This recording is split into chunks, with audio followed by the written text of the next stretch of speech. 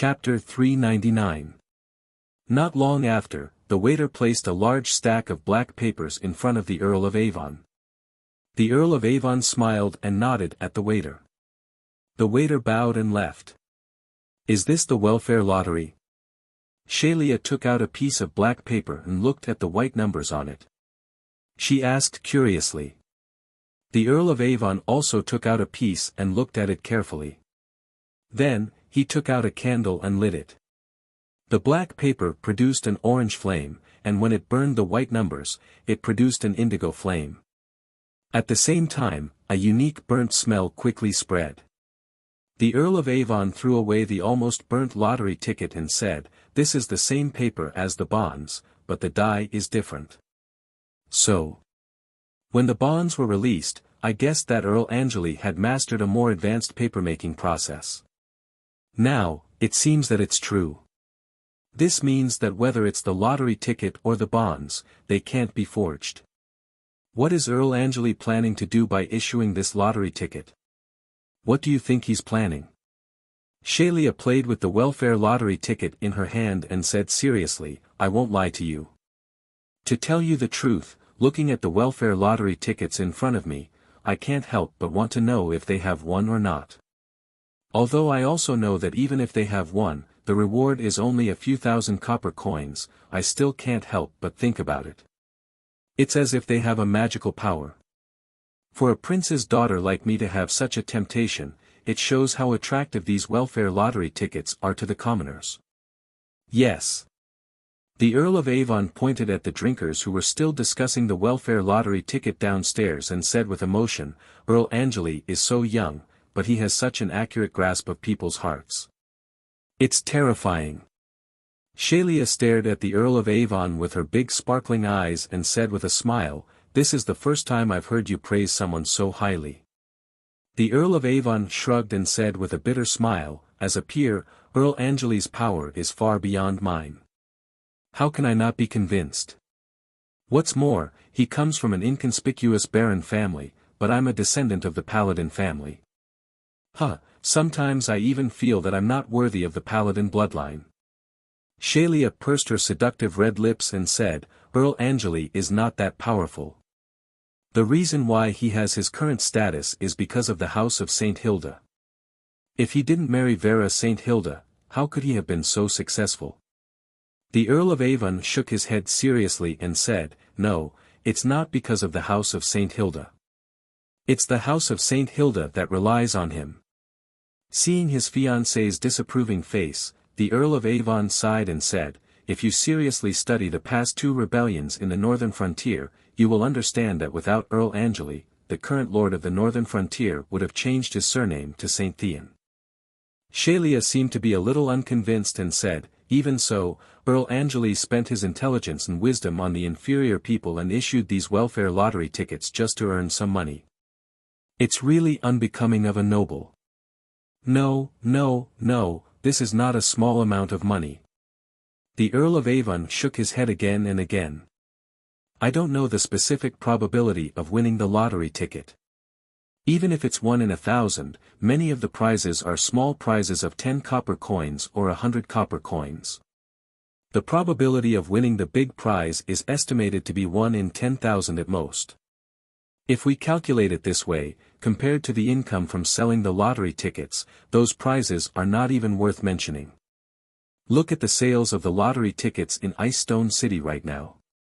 I assume that each of the 300,000 citizens here only buys one lottery ticket every month. That's close to 900,000 copper coins. That's not a lot, it's only 900 gold coins. If I remember correctly, the royal family's annual tax income is more than 9 million gold coins." The Earl of Avon rolled his eyes and secretly sighed that his fiancée was of noble birth and didn't know the hardships of the world. She actually used the royal family's tax income as a comparison.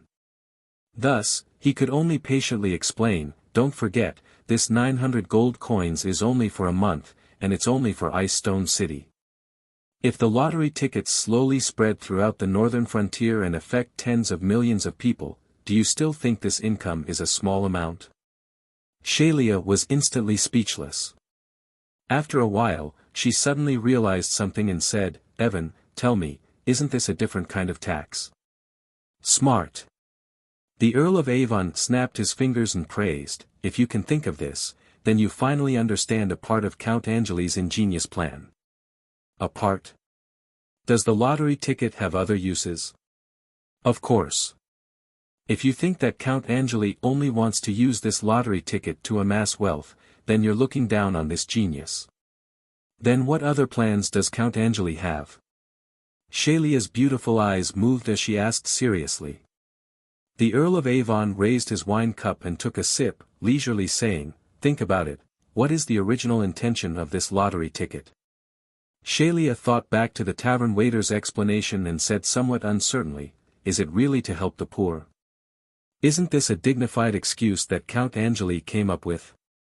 "Ha ha ha, Shalia, you're underestimating Count Angeli's magnanimity and scheme. Does he really plan to use the lottery ticket income to help the poor?" "Yes." The Earl of Avon nodded affirmatively, then shook his head. "But he's not doing this out of kindness, at least not completely." "Then what is it for?"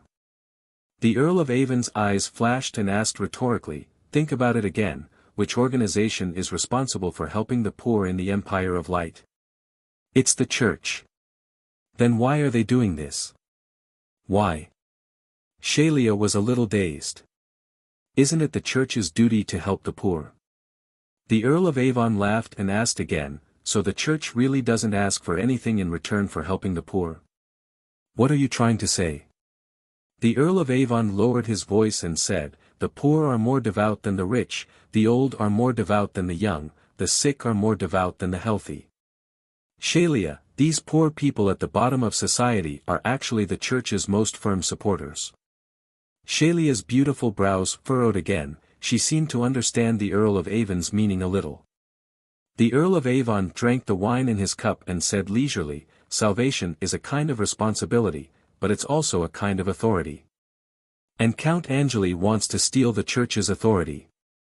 Shalia was shocked, her beautiful eyes widening as she looked at her fiancé in disbelief. The Earl of Avon slowly put down the wine cup and said with a smile, "All right, the commoner's wine is finished, we should go and try the noble's wine." Shalia still hadn't recovered from her shock and said after a while, "You mean the Red Castle?" "Yes. Coming to Ice Stone City, it would be rude if we didn't pay a visit to the owner." The Earl of Avon had a matter-of-fact expression. Shalia blinked her beautiful big eyes and said hesitantly, "But Count Angeli isn't in the Red Castle right now." "Isn't that even better?" The Earl of Avon smiled faintly and threw a few copper coins on the table as a tip. Then, he stood up and walked out. Shalia was stunned for a moment before she hurriedly followed him. Chapter 400. Red Castle, Guest Hall. The Earl of Avon observed the decorations in the hall as he smiled and said, "It's fine. I know that Count Angeli isn't at the northern frontier. Miss Shalia and I didn't come here to visit Count Angeli. I'm sure you've heard some news. We've been looking for Prince Rhy. Eamon had a polite smile on his face as he said, "I'm sorry, Your Excellency Earl of Avon, Miss Shalia. As far as I know, Prince Rhy hasn't appeared in Ice Stone City." The Earl of Avon seemed a little disappointed as he said regretfully, "All right, thank you very much for the information. I wonder if we can stay in the Red Castle for a while and rest up." "Of course. You and Miss Shalia are both honored guests of the Angeli family and should be treated with the warmest hospitality. Also, if there's news of Prince Rhy, I'll definitely inform the two of you." "Thank you very much." The Earl of Avon and Shalia stood up to thank him, then they were led to the guest room by the maid. After a simple tidying up, the Earl of Avon left the room. When he knocked on Shalia's door, he was told by the maid that she was bathing. Thus, the Earl of Avon wandered around the castle alone. This Red Castle was inherited from the Su-Duo family. At the beginning, because the Angeli family was financially strapped, Colin only painted the castle's outer walls with a layer of red paint and didn't touch the things inside. However, as Colin's power and status rose rapidly, this castle that was originally built for viscounts seemed a little cramped and didn't match up to Colin's status. Thus, recently, with Colin's approval, Aemon began to upgrade the castle in all aspects. Along the way, the Earl of Avon could see a large number of troll slaves working hard. What surprised him was that these troll slaves were very motivated. Even if the supervisors around them didn't wave their whips to urge them, they didn't slack off at all. This was very different from the image of slaves in the Earl of Avon's mind. Curious, the Earl of Avon went forward to talk to the supervisors. The supervisors didn't know the identity of the Earl of Avon, but they still recognized the Earl of Avon's formal attire because it was the same style of formal attire in the Empire. Their own lord, Count Angeli, wore this formal attire. Therefore, the supervisors didn't dare to hide anything from Count Elvin's inquiry. Work points. Count Elvin nodded inwardly as he savored the new system created by Colin. He realized that this was indeed an excellent method to motivate the slaves. Then if a troll slave obtains enough work points and regains his commoner status, can he immediately leave Ice Stone City and return to the Troll Empire? Yes, Lord Count. Not only that, the merciful Lord also promised that if the troll slaves don't want to travel thousands of miles back to the Troll Empire, they can still stay in Ice Stone City. The Earl of Avon immediately furrowed his brows. He suddenly realized that after entering Ice Stone City, he had indeed noticed that there were a lot of trolls in the city. At the time, he didn't pay much attention to it.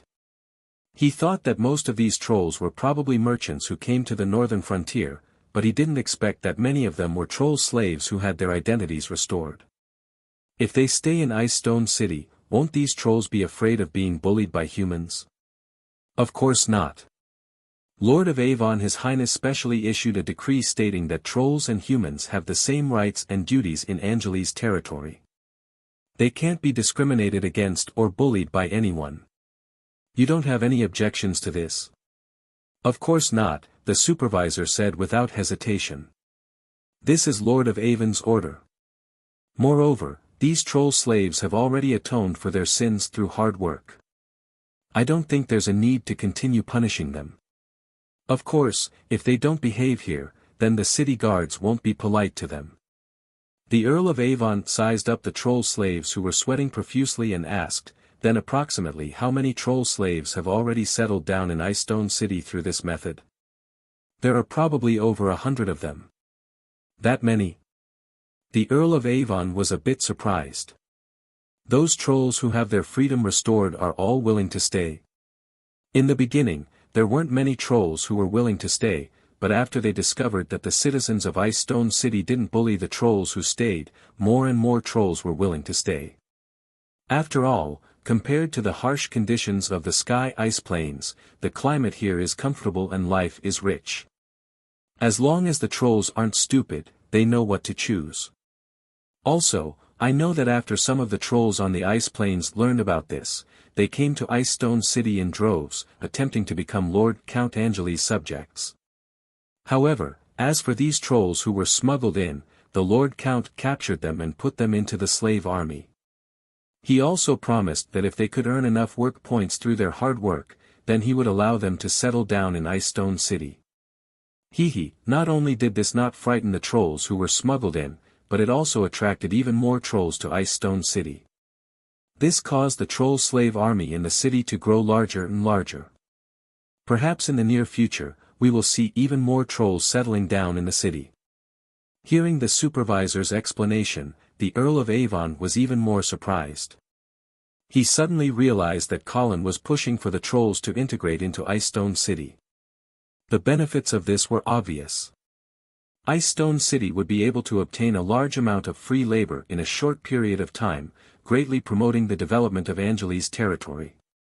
However, the downside was the differences and conflicts between races couldn't be eliminated with a simple lord's order. Right now, there weren't many trolls in the city, so the conflicts hadn't become obvious. However, as more and more trolls regained their freedom and settled down in the city, would they really be able to live in peace with humans? If war broke out between the northern frontier and the Troll Empire in the future, what would happen to the trolls in Icestone City?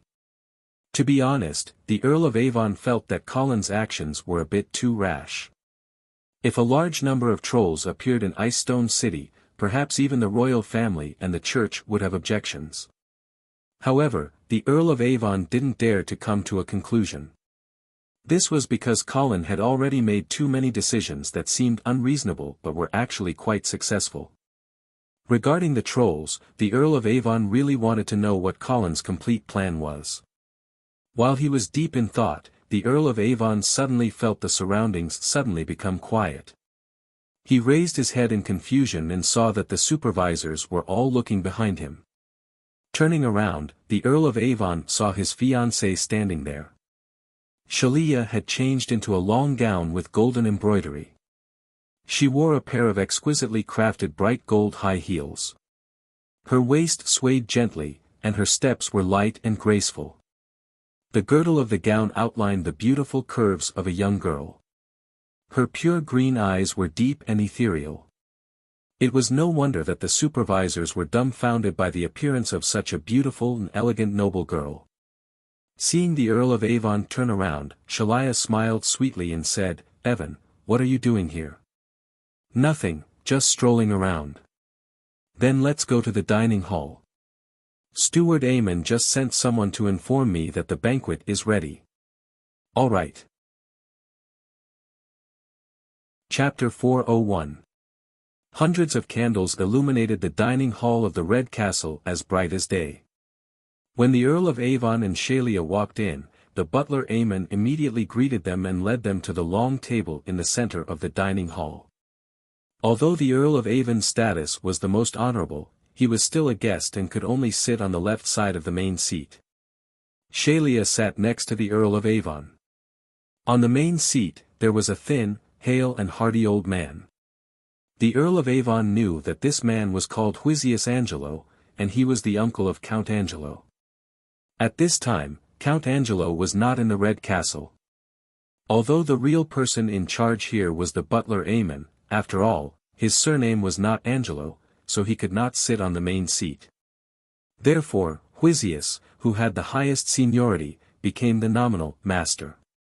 But Wuxia obviously had not experienced such a big scene before.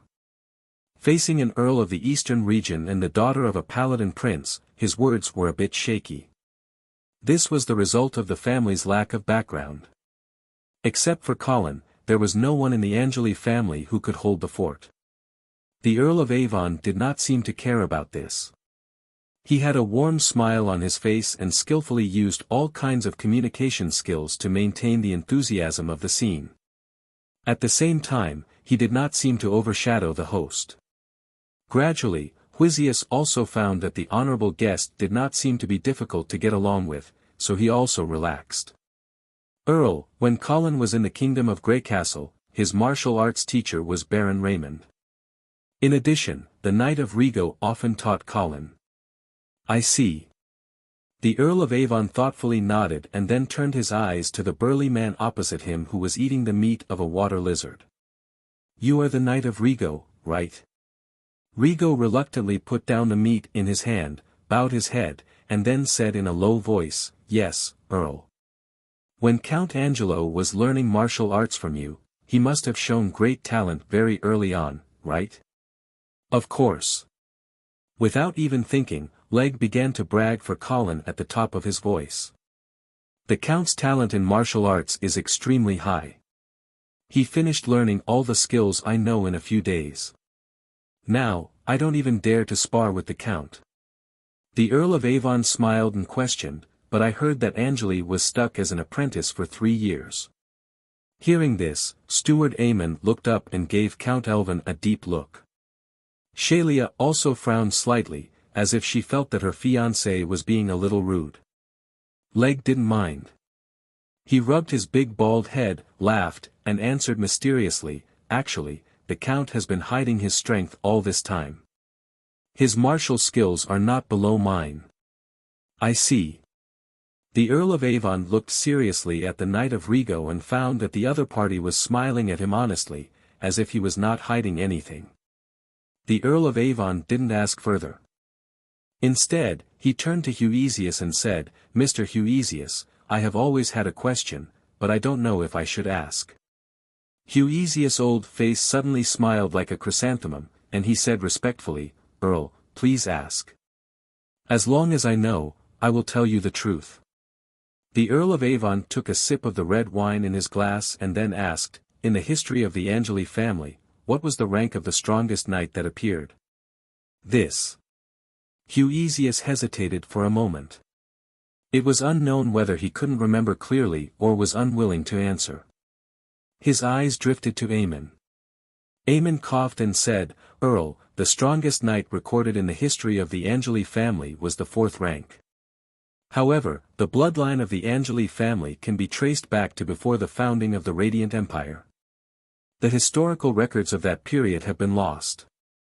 Therefore, no one knows what kind of powerful knights were born in the Angeli family before that." "I see." The Earl of Avon seemed to believe Aemon's words. But just as he was about to ask more questions, Aemon beat him to it and spoke first. "Lord Earl, I just received news from the half-elf kingdom. Would you like to hear it?" The Earl of Avon smiled and invited, "Of course, please go ahead." A smile also appeared on Aemon's old-fashioned face, and he said, "Queen Aisha successfully gave birth to a baby girl. This is a joyous occasion." Count Elvin immediately raised his wine cup and said with a sincere smile. Everyone also raised their glasses to celebrate this good news. Putting down his glass, Aemon immediately continued, "However, during the period when Queen Aisha was giving birth, a rebellion broke out in Silvermoon City. Fortunately, it has been suppressed by the Old Master's army. With Earl Angeli, there is naturally no need to worry about a rebellion." The Earl of Avon said with a smile. It seemed like he had great confidence in Colin. Aemon looked deeply at the Earl of Avon and said, "The mastermind of the rebellion has also been arrested. Earl, do you know who this mastermind is?" The smile on the Earl of Avon's face disappeared and he sighed, "If I'm not wrong, it should be my brother, Marquis Vincent." Aemon nodded expressionlessly and didn't say anything else. For a moment, the scene was silent and the atmosphere gradually became awkward. The Earl of Avon raised his glass and stood up. He said with a sincere attitude, "Everyone, I can assure you that I know nothing about the rebellion in Silvermoon City. But please believe that Vincent alone cannot represent the House of Saint Prospero, nor can he represent the attitude of the Eastern region. I have good intentions towards the Angeli family, towards the northern frontier, and towards the half-elven kingdom. Since this regrettable matter has already happened, I can only express my sincerest apologies." After saying that, the Earl of Avon drank the wine in his glass in one gulp. He then placed his hand on his chest and bowed deeply to everyone present. The current solemn atmosphere made Huesius somewhat at a loss. He opened his mouth, as if wanting to say something to ease the atmosphere, but under the deep gaze of Aemon, he immediately shut his mouth. After expressing his apology, the Earl of Avon turned his gaze to Aemon. Seeing that the other party didn't respond for a long time, he sighed again and said, "If that's the case, then this unwelcome guest won't disturb you any further." After saying that, he strode out in large strides. Shelia also smiled apologetically. She stood up and was about to chase after him. At this moment, Aemon finally spoke, "Miss Shelia, this matter has nothing to do with you. You are still a welcome guest in the Red Castle." "I understand." Shelia nodded, but still chased after him. After exiting the door, Shelia saw the Earl of Avon waiting for her outside. "I'm not welcome here. I'm afraid we have to leave." The Earl of Avon said somewhat helplessly. Shelia shook her head and said, "No, this place just doesn't welcome you. If you want to return to the eastern region, I won't go with you." The Earl of Avon frowned and said, "Shelia, since your father entrusted you to me, then I won't leave you alone. No, I don't need to be entrusted to anyone." Shelia's tone was firm. "Moreover, from the beginning, your goal was Count Angeli. Helping me find my father was just something you did along the way, the Earl of Avon hurriedly explained, "Shelia, you misunderstood me." But Shelia immediately interrupted, "Evan, if you continue to argue, it will only make me look down on you. I know that in your heart, the Eastern region will always be the first, and I will at most be the second. I'm not blaming you, and I'm not forcing you to put me before the Eastern region. Now that your brother is in trouble in Silvermoon City, I know that your heart is no longer here. Since that's the case, then you should go do what you want to do. Looking for my father, I can do it alone." The Earl of Avon saw the alienation and indifference in his fiancée's eyes that he had never seen before. He couldn't help but start to panic, and hurriedly said, "Shelia, listen to me." But Shelia immediately turned around, only leaving the Earl of Avon with a firm back and an indifferent sentence. "Sorry, Evan, I have to go back. The banquet isn't over yet." Chapter 402. Silvermoon City, Half-Elven Palace. Colin sat on the throne as if there was no one around him. His left index finger, which wore a crystal ring, was gently tapping on the purple-gold armrest. His gaze was leisurely looking at the Eastern Region emissary who was bowing to him at the bottom of the steps.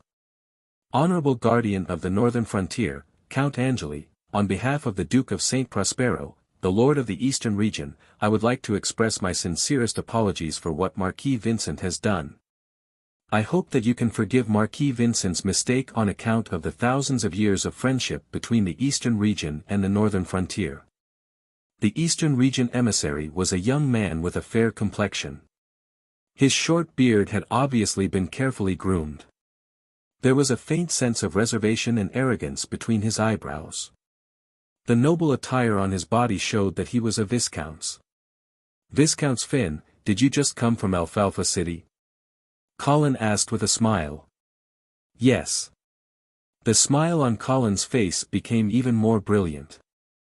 Marquis Vincent had previously told him that this Viscount Finn, who was in charge of the overall situation in Alfalfa City, was actually a supporter of the Earl of Avon, the second son of the Duke of St. Prospero. Then, this was a bit interesting. The Duke of St. Prospero had actually sent his second son's supporter to Silvermoon City to negotiate with Colin about the redemption of his eldest son, Marquis Vincent. Was the Duke of St. Prospero worried that the emissary would be blackmailed by Colin, so he sent his second son's supporter, or did he not want his eldest son anymore, so he deliberately gave his second son a chance to destroy the redemption negotiations? Colin stopped tapping his fingers and asked again, "I heard that a large-scale armed fight broke out in Alfalfa City. How is the situation there now?" Viscount Finn respectfully replied, "Lord Count, you can rest assured that Alfalfa City has now regained its stability. Knight Ron is an outstanding city lord and has completely controlled the situation in Alfalfa City." Of course, Colin knew that the other party was talking nonsense. He was very clear about how sullen Ron was as the city lord. Alfalfa City would never be under Ron's control. Right now, the true master of Alfalfa City was actually the former leader of the thieves, Orlando. To be honest, although Colin had secretly given Orlando a lot of help and even gave him real bonds as a bargaining chip, he was still a little surprised that Orlando had actually passed the test of the Eastern Region as he wished and became the president of the Alfalfa City Brotherhood. It must be known that the Eastern Region had previously placed a rank 5 warrior in Alfalfa City, but in reality, he was a rank 6 warrior, Capone. It could be seen that the Eastern Region attached great importance to Alfalfa City. But now, they actually sent the leader of the thieves, Orlando, to the position of the Alfalfa Brotherhood's president. Even though Orlando had indeed made a great contribution during the chaos in Alfalfa City, this still surprised Colin. Of course, this was definitely a pleasant surprise for Colin. He just couldn't help but be a little curious about how Orlando gained the trust of the Eastern Region. Or could it be that this Viscount Fines was too gullible? Viscount Fines saw that Colin did not speak for a moment, so he raised his head slightly. Then, he saw a meaningful smile on Colin's face. Before he could figure out the meaning behind this smile, he heard Colin speak again. Viscount's fines, the Duke of St. Prospero should have received the handwritten letter that Marquis Vincent sent back to the Eastern region, right? Yes. Then what does your Grace think of the redemption conditions proposed in the letter? Your Grace thinks that the redemption conditions you proposed are insincere. Viscount's fine somewhat rude bluntness stunned Colin slightly, but he was not angry. He just smiled faintly and said, "What? In order to redeem a son, the Duke of St. Prospero is reluctant to part with a few ships?"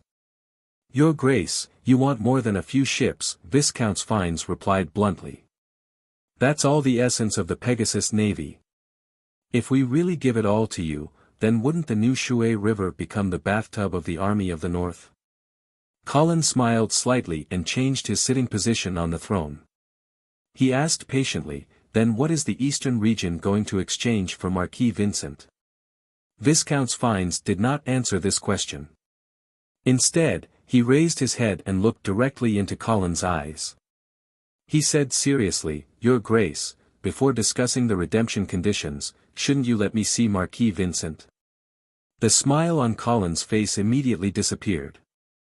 He frowned and said, "Don't worry, Marquis Vincent and I are old friends. It's not the first time he's been my prisoner. Although I'm very angry at what he did, I won't abuse him." Viscount's fines insisted, "I'm sorry, Your Grace. It's not that I don't believe you. It's just that the Duke of St. Prospero is worried about his eldest son. He asked me to see Marquis Vincent with my own eyes first to confirm that he's safe and sound. Then, we'll talk about the redemption conditions." Colin looked at the determined Viscount's fines and suddenly asked meaningfully, "Viscount's fines, did you hear some unfounded rumors?" Viscount's fines smiled faintly and said, "Your Grace, I did hear some rumors, but please rest assured that I'm not the kind of person who can be moved by some unfounded rumors.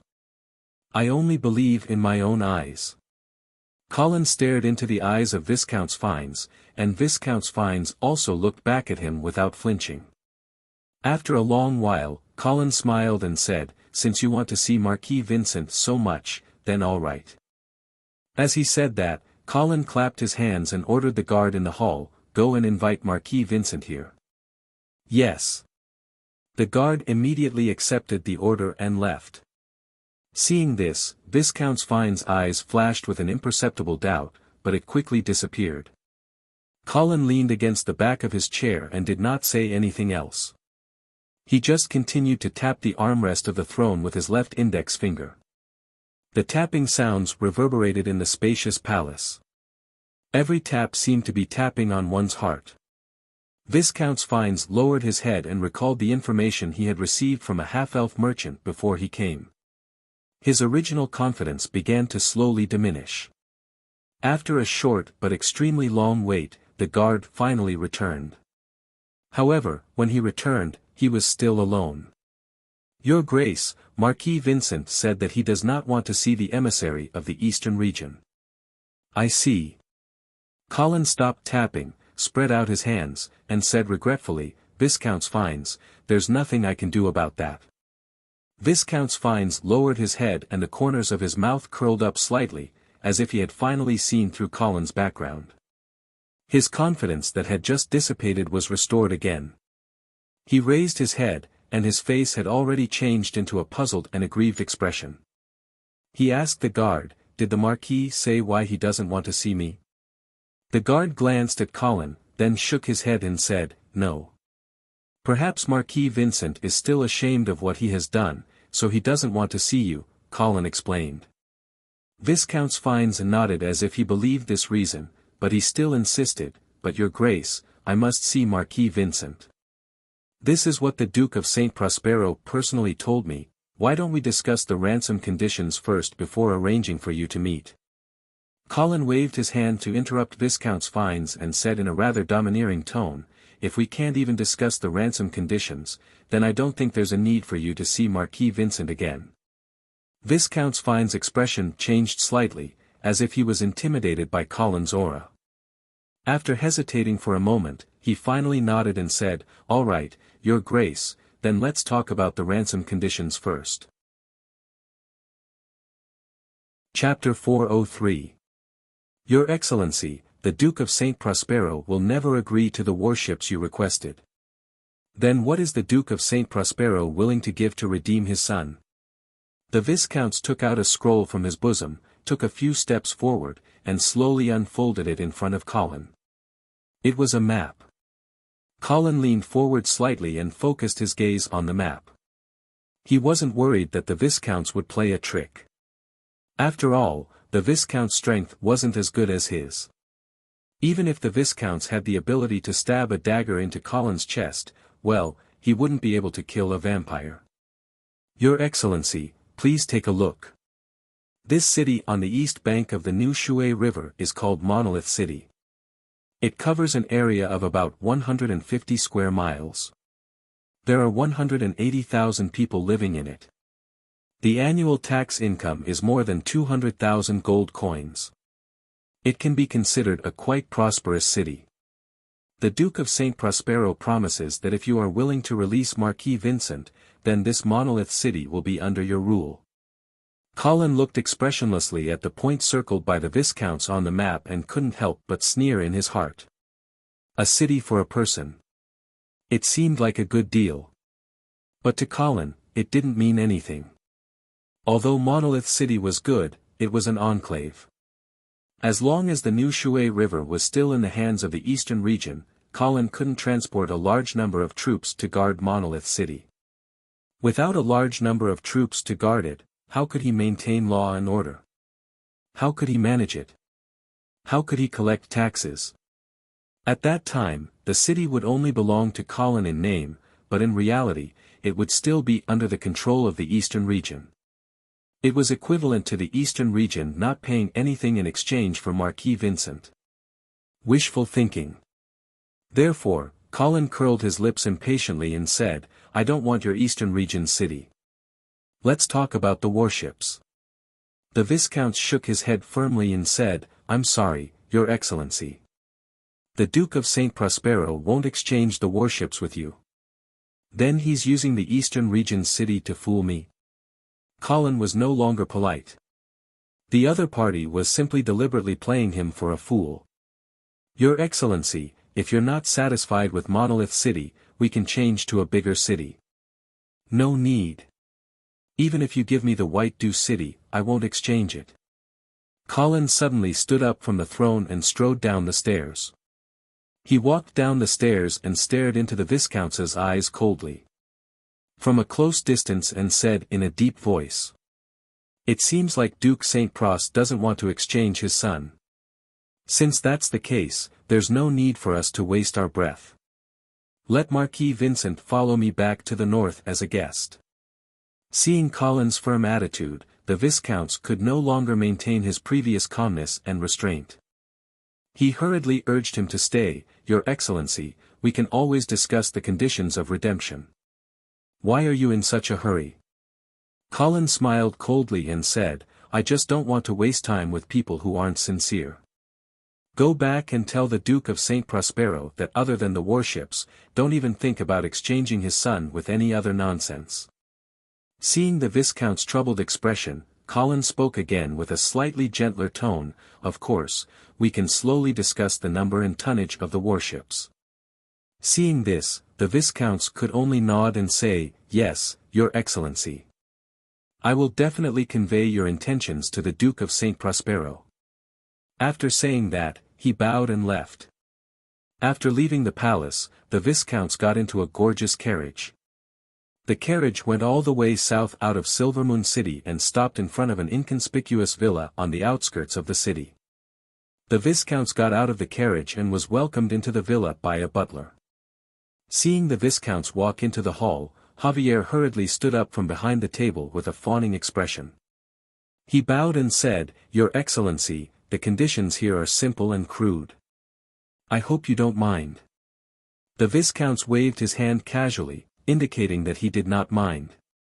At the same time, he came to the table and sat down. Javier, the legendary half-elf merchant, was like a hard-working servant at this moment, eagerly pouring tea for the Viscounts. The Viscounts enjoyed all of this as if it was a matter of course. He asked, Javier, is your information really accurate? Why does Colin Angelo seem to be very confident? Javier stood at the side with his hands folded and replied respectfully, Your Excellency, of course I won't lie to you. As for the accuracy of the information, please allow me to ask, you didn't see Marquis Vincent in the palace just now, right? Indeed, I didn't. That's right. Javier clapped his hands and said, if Marquis Vincent is really safe and sound, why wouldn't Colin Angelo agree to let you see him? As for the attitude of this Count of the Northern Frontier, it must be deliberately pretending. If he shows any weakness at this time, wouldn't you see through the truth? The Viscount smiled noncommittally and said, then what's the point of him doing this? Even if we have negotiated the terms of redemption, if we don't see Marquis Vincent safe and sound, it's impossible for us to give anything to Colin Angelo. Javier thought for a moment and said thoughtfully, maybe he wants to stall for time. After all, if the Duke of St. Prospero knows that his eldest son died in the half-elven palace, I'm afraid that the warships of the Pegasus Navy would have already sailed along the Crystal River to Silvermoon City. And Silvermoon City has just experienced a great chaos. The Silvermoon Guard has suffered heavy casualties. Even the Blood Cavalry of the Northern Frontier has suffered heavy losses. Colin Angelo definitely doesn't want to face the army of the Eastern Frontier at this time. That's why he blocked the news and deliberately showed his toughness in front of you. He put forward extremely harsh redemption terms to stall for time as much as possible. I'm guessing that the army of the Northern Frontier has already begun to mobilize and is ready to reinforce Silvermoon City at any time. When the army of the Northern Frontier arrives at Silvermoon City, Colin Angelo will probably no longer block the news of Marquis Vincent's death. Viscount Finn's expression changed when he heard this and he fell into deep thought. When Javier saw this, he lowered his voice and advised again, Lord Viscounts, now is a golden opportunity. If you miss it. Are you telling me what to do? Viscount Finn glanced at Javier coldly. Javier's heart tightened and he waved his hand repeatedly, Lord, I definitely didn't mean that. Definitely not, Viscount Finn snorted coldly and said, Javier, war is a big matter. It's not something a small merchant like you can discuss. Be careful with your words in the future. Otherwise, Javier cried and kept apologizing. At the same time, he explained, Lord Viscounts, I was too anxious and said the wrong thing. That Colin Angelo wants to bring the entire half-elven business into his control and make us all his puppets. We can't bear such humiliation. That's why I said the wrong thing. Please forgive me. Viscount Finn waved his hand and said, all right, be careful with your words in the future. As for how the Eastern Frontier will decide on this matter, it's not something you can talk about. Now, there's only one thing you need to do. Javier's spirit was lifted and he quickly asked, Viscounts, please instruct me. Viscount Finn's eyes flashed and he said in a deep voice, at all costs, find out whether Marquis Vincent is dead or alive. Yes, Lord. Chapter 404. It was late at night. Most of the streets in Silvermoon City were very quiet, and there were only passers-by hurriedly passing by. Especially near the half-elven palace, there were fully armed patrols of the Blood Cavalry everywhere. The rebellion had been over for almost a month, but the atmosphere here was still tense and dignified. Suddenly, the south gate of the palace opened slowly, and then a thin half-elf walked out quickly. He looked to be in his 60s or 70s, with gray hair and a solemn face. He was striding towards the south city under the cold moonlight. On his left and right, there were 2 armored guards accompanying him. As a doctor in the palace, Cliff was generally not allowed to leave the palace. This time, it was because his grandson outside the palace suddenly fell seriously ill. Cliff pleaded with many people, and even Queen Aisha was alarmed, so he was allowed to leave. But because of his special profession, even if he left the palace, he couldn't walk around freely. He had to be accompanied by special guards, who were both for protection and monitoring. Cliff was worried about his grandson's illness, so he walked in a hurry without stopping. But just as he passed by a tavern, the wooden door suddenly opened without any warning. A drunkard staggered out, his mouth shouting nonsense, and was about to bump into Cliff, who was passing by. "Get out of the way, get out of the way." The accompanying guards hurried forward, trying to block the drunkard. But when he just touched the drunkard's body, a sharp pain suddenly came from his lower abdomen. "Assassin!" The guard immediately realized that something was wrong, and shouted at the top of his voice. The other guard didn't go to rescue his companion, but immediately pulled Cliff's arm and ran away. At the same time, he began to shout loudly, trying to attract the patrolling blood cavalry. However, at this moment, a black carriage without a badge just passed by. The horse that pulled the carriage seemed to be frightened by the shout of the guard, and suddenly went crazy. Under the great force, the carriage swayed as if it was drunk. Bang! Amidst this shaking, a black wooden chest fell from the carriage and heavily smashed onto the ground. Crack!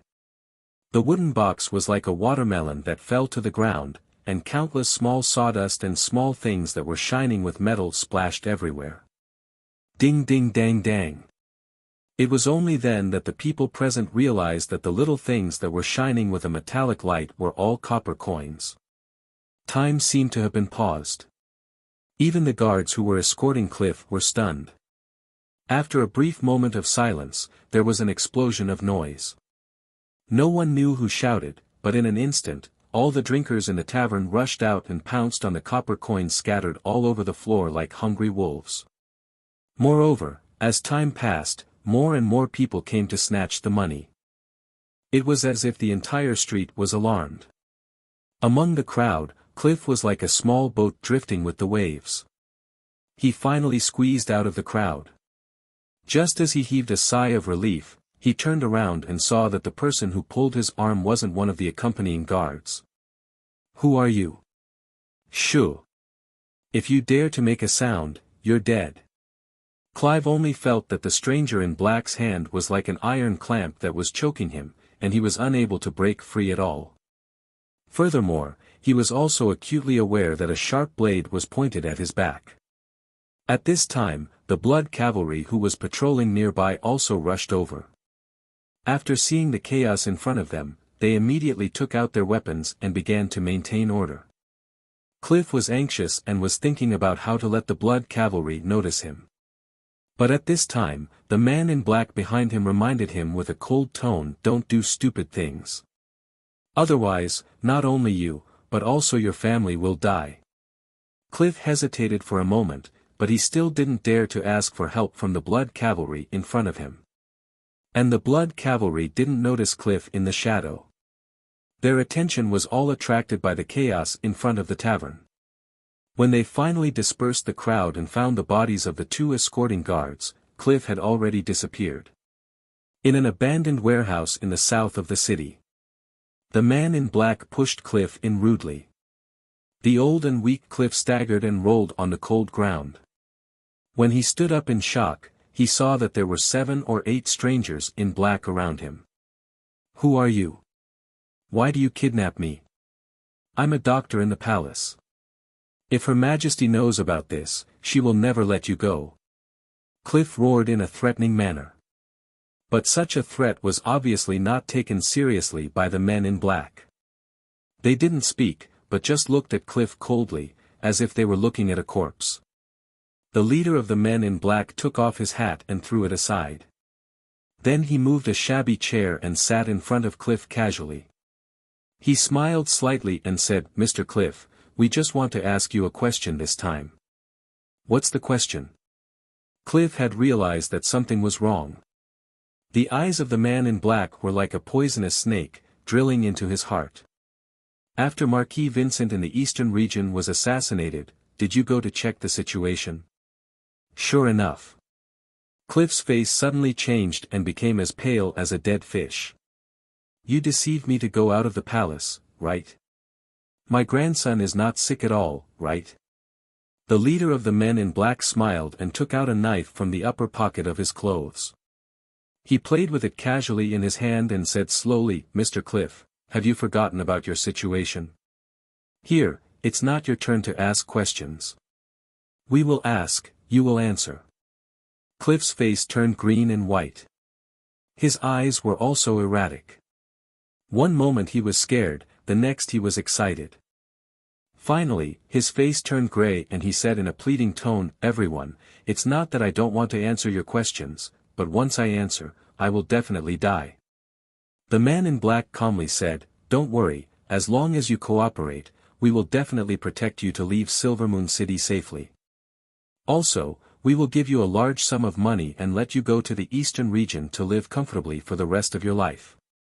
"You are from the eastern region." The fear on Cliff's face became more intense. The man in black rolled his eyes and seemed to be speechless at Cliff's lack of awareness. He urged, "All right, Mr. Cliff, quickly answer my question." Cliff knelt down with a thud and complained tearfully, "Sir, I really can't answer. You tried every possible way to deceive me out of the palace and kidnapped me. Queen Aisha and Count Angeli must have already heard the news. At this time, the gate of Silvermoon City will definitely be sealed. We can't escape." The man in black sighed and said, "It seems that Mr. Cliff is still not willing to cooperate. Since that's the case, then I'm sorry." After saying that, the man in black stood up. Following his movements, the two men in black beside him immediately strode forward and firmly restrained Cliff from both sides. "What are you doing? You want to woo?" Cliff was extremely frightened and struggled. Unfortunately, he could not break free from the man in black's restraint. At the same time, a piece of rag was stuffed in his mouth. This time, he could only make woo-woo sounds. The leader of the black-clothed men slowly walked in front of Cliff. He gently pulled out Cliff's ring finger and stroked it gently. But in the next second, a silver light flashed and the ring finger was chopped off from Cliff's hand. Chapter 405. Woo woo woo, his fingers were connected to his heart. Under the intense pain, Cliff was like a fish that was about to suffocate as his body kept shaking. Blood splattered all over the surrounding men in black, but they didn't move at all. They didn't even bother to wipe off the blood that fell on their faces, as if they were already used to such a scene. When Cliff had slightly recovered his breath, the leader of the men in black tore off the rag in his mouth and asked again, "Mr. Cliff, are you willing to cooperate now?" Cliff looked at his broken wound. Blood was gushing out like a spring, and soon, it formed a small pool on the ground. He said weakly, "I beg you, just kill me with one slash." The man in black picked up the ring finger that fell on the ground and held it in his palm. He placed it in front of Cliff and sighed helplessly. "Mr. Cliff, your medical skills are so good. Do you have a way to reattach your severed finger?" Cliff smiled bitterly and shook his head. The man in black threw away the severed finger with a look of regret and persuaded again, "Yes, Mr. Cliff, severed fingers can't be reattached. If you are still unwilling to cooperate, then," Cliff still shook his head miserably and said, "Sir, I really can't say. Otherwise, I will definitely die. Not only me, but my whole family will also die." The man in black said impatiently, "I said, as long as you are willing to cooperate, we can guarantee the safety of your family." However, Cliff obviously didn't believe the man in black. After all, the people of the eastern region had tried to cause trouble in Silvermoon City twice but failed. This made many half-elves lose confidence in them. Seeing this, the man in black became angry and immediately reached out to grab Cliff's finger. Cliff screamed in fright, desperately trying to cover his hand. But how could an old doctor like him be a match for the people of the eastern region? This kind of futile struggle only added a little bit of trouble to the black-clothed men. Soon, the cold blade touched Cliff's right middle finger again. Cliff was shocked and blurted out, wait a minute. I'll cooperate, I'm willing to cooperate." The man in black smiled and stopped the movement of his hand. He patted Cliff's shoulder and said with a smile, "That's right. All right, answer my question. After Marquis Vincent was assassinated, were you the one who went to check on him? Cliff opened his mouth but didn't say anything. He was actually hesitating again. The man in black sneered and stepped forward without any explanation. He grabbed Cliff's middle finger and broke it with a crack. With his fingers broken, Cliff was in so much pain that he broke free from the two men in black beside him. He fell to the ground and rolled around. The intense pain made his whole body twitch as if he would faint at any time. The leader of the men in black sighed sympathetically and said, "Cliff, you're a half-elf. Why do you have to risk your life for the northern frontier? To tell you the truth, we have a lot of ways to torture people. This is just the appetizer." How could Cliff have the strength to speak? He could only desperately cover his fingers. But no matter how he covered, the blood was still flowing out. He didn't doubt that if this continued, he would faint or even die from the lack of blood. Facing the man in black's threat, Cliff could only groan continuously, "I beg you, kill me, kill me." The man in black sneered and said eerily, "Mr. Cliff, we have to do things according to the rules. Even if you don't want to cooperate, we have to cut off all of your fingers one by one. Then, we have to cut off your arms, thighs, eyes, ears, nose, tongue. We have to take turns. So, you have to be more considerate and don't die so quickly." After saying that, he stretched out his hand to break Cliff's third finger. Cliff finally couldn't take it anymore and broke down completely. He cried and said, I'll say it all." "Really?" The man in black looked at Cliff with suspicion, as if he was worried that he would change his mind again. Cliff nodded continuously and said intermittently, "Really, this time it's real. But, I want to see your leader. I want to tell him personally." The man in black suddenly frowned and looked like he was in a difficult position. But at this moment, a young voice suddenly sounded in the dark warehouse, "I'm here, Mr. Cliff. You can tell me anything." Following this voice, the man in black quickly bowed and retreated. Cliff raised his head with difficulty and saw a young man with a fair face appear in front of him. In the dim environment, he couldn't see his face clearly, but Cliff could tell from his expression and posture that he was obviously a noble. "May I know who you are?" "I'm Viscount Fine. I'm under the orders of the Duke of St. Prospero to be in charge of the negotiation of the redemption of Marquis Vincent." Cliff hesitated, but still asked, "Sir Viscounts, if I tell you everything, can you guarantee my safety?" "Of course we will guarantee your safety."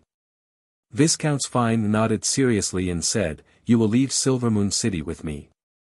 As long as I'm here, you will be fine." "Then what about my family?" Viscount Fine hesitated, but still told the truth, "I'm sorry, I can only guarantee your safety." Cliff lowered his head in disappointment. Seeing this, Viscount Fine opened his mouth again and said coldly, "Although we can't guarantee their safety, if we want to send them to hell, it's a piece of cake." Hearing this, Cliff's whole body began to tremble. After a while, he seemed to have finally figured it out. He raised his head and said seriously, "Yes, after Marquis Vincent was assassinated, I was pulled to the scene to check the situation." Viscount Fine's eyes lit up and immediately asked, "What was the situation at that time? Who was the assassin? Is Marquis Vincent dead?" "When I rushed to the scene, I saw Marquis Vincent and Duke Modwin both lying in a pool of blood. Among them, Marquis Vincent was stabbed in the lower abdomen and the back of his heart.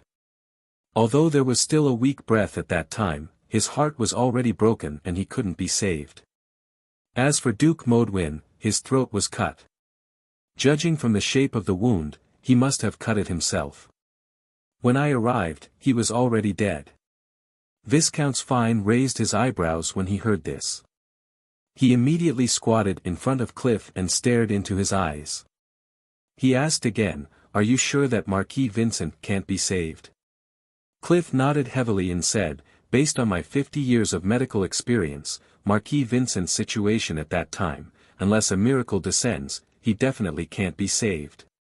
Hearing such bad news, Viscount Fine revealed an excited expression. But soon, he realized that something was wrong. He immediately put on a sad and angry expression and said, "Cunning and hateful people from the northern frontier. You've been lying to us." Cliff looked at Viscount's Fine carefully and asked weakly, "Lord Viscounts, when are we leaving Silvermoon City?" Viscount's Fine stood up and hid his face in the shadows again. He said indifferently, "I'll leave tonight. I'll leave tonight. As for you, you should hide for now." Cliff's expression changed drastically and he wailed, "Lord, Lord. That's not what you promised me." Viscount's Fine kicked away Cliff, who was trying to grab his trouser leg, and said coldly, "Don't worry, I'll put you in a safe place." After saying this, he ignored Cliff, who was wailing bitterly behind him and quickly walked out of the warehouse. Chapter 406.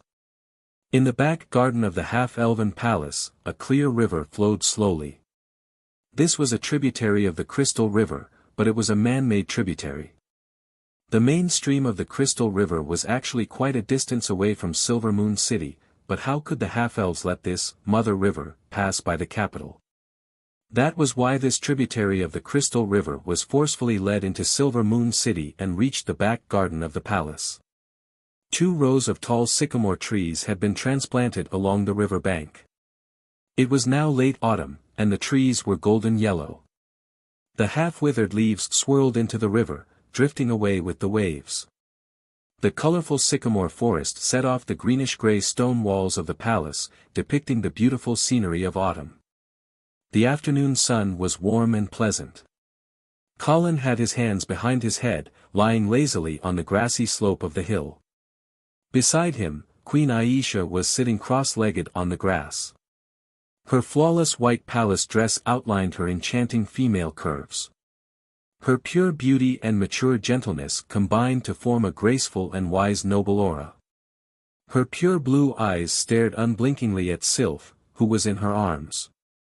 Unfortunately, the little girl kept twisting her body, trying to break free from her mother's embrace.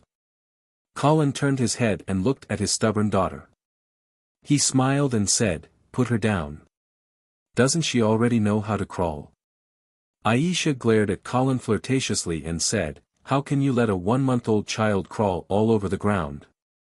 Colin laughed and advised, "Our daughter was born extraordinary. How can you compare her to an ordinary child?" To be honest, even though Sylph was only 1 month old, she was developing very quickly. She almost had the body of an ordinary 6-month-old child. If Aisha was not paying attention, the little girl would crawl all over the ground and disappear. Seeing that Aisha was still unwilling to let go, Colin smiled and took his daughter. He placed her on his stomach and formed a circle with his hands, letting the little girl crawl on his upper body. He, the little girl got what she wanted. She opened her toothless mouth and laughed happily. Looking at Sylph's big, ruby-like eyes, and feeling the touch of her delicate little hands and feet crawling all over his body, Colin only felt that the worries and troubles in his heart had disappeared without a trace at this moment. Unfortunately, this peace was quickly interrupted by a series of hurried footsteps. Teacher. Quick, come and see the amusement park I designed for Sylph." Colin turned around and saw Princess Judy in a bright yellow pleated dress, skipping towards him. Behind her was Prince Harrison, who was trying his best to maintain his poise and elegance. "You've designed it?" "Of course." "Quick, look." Princess Judy unfolded a roll of parchment and showed her amusement park design plan to the teacher. Sylph seemed to have discovered a new toy. She was babbling as she tried to climb onto the design. Colin hugged the naughty little girl, sat up, and looked at Princess Judy's masterpiece with great interest. Prince Harrison also walked over. He first greeted Colin and Aisha, and then sat down on the woolen blanket that had been laid out. The half-elf maid, Kathy Savoy, quickly brought 2 cups of scented tea and placed them in front of Princess Judy and Prince Harrison. Prince Harrison did not seem to be interested in the amusement park design that his sister had painstakingly made. Instead, he started chatting with Kathy. On the other side, Princess Judy was excitedly introducing her design concept to Colin. According to her, for a genius child like Sylph who had awakened the noble phoenix bloodline at birth, of course, she could not be compared to ordinary children. Ordinary rides like slides, merry-go-rounds, trampolines, swings, and so on were too simple and childish for Sylph. Therefore, Princess Judy claimed that she had designed an adventure-themed amusement park. Based on famous heroic adventure stories, she had combined exploration, mazes, reasoning, treasure hunting, trapping, and other elements to create a wonderful game to clear the game. In the beginning, Colin was listening with great interest. But as Princess Judy talked, his face became darker and darker. Because he found that the difficulty of this amusement park was a little too high. For example, in one section, Princess Judy actually asked the game participants to shoot a brown bear in order to pass the level. Colin could not help but put his hand on his forehead and lamented. Was this really an amusement park for children? It was simply a different world's version of the Squid Game. If he did not know that Princess Judy had always been a little unreliable, Colin would have suspected that she had designed this amusement park with evil intentions. Therefore, Colin did not hesitate to completely reject Princess Judy's design. No matter how coquettishly Princess Judy begged, it was useless. In the end, Princess Judy could only succumb to her teacher's abuse of power, and dejectedly went back to redesign. Prince Harrison did not leave with his sister. Instead, he continued to sit on the woolen blanket and whispered to the half-elf maid, Kathy. Seeing this, Colin's heart skipped a beat. He suddenly asked, Harrison, Kathy, what are you talking about? Harrison hurriedly sat up straight and turned to face Colin. He replied, Teacher, I was explaining to Miss Kathy why my sister wanted to put a brown bear in the amusement park. Oh. Why? Colin's interest was also piqued.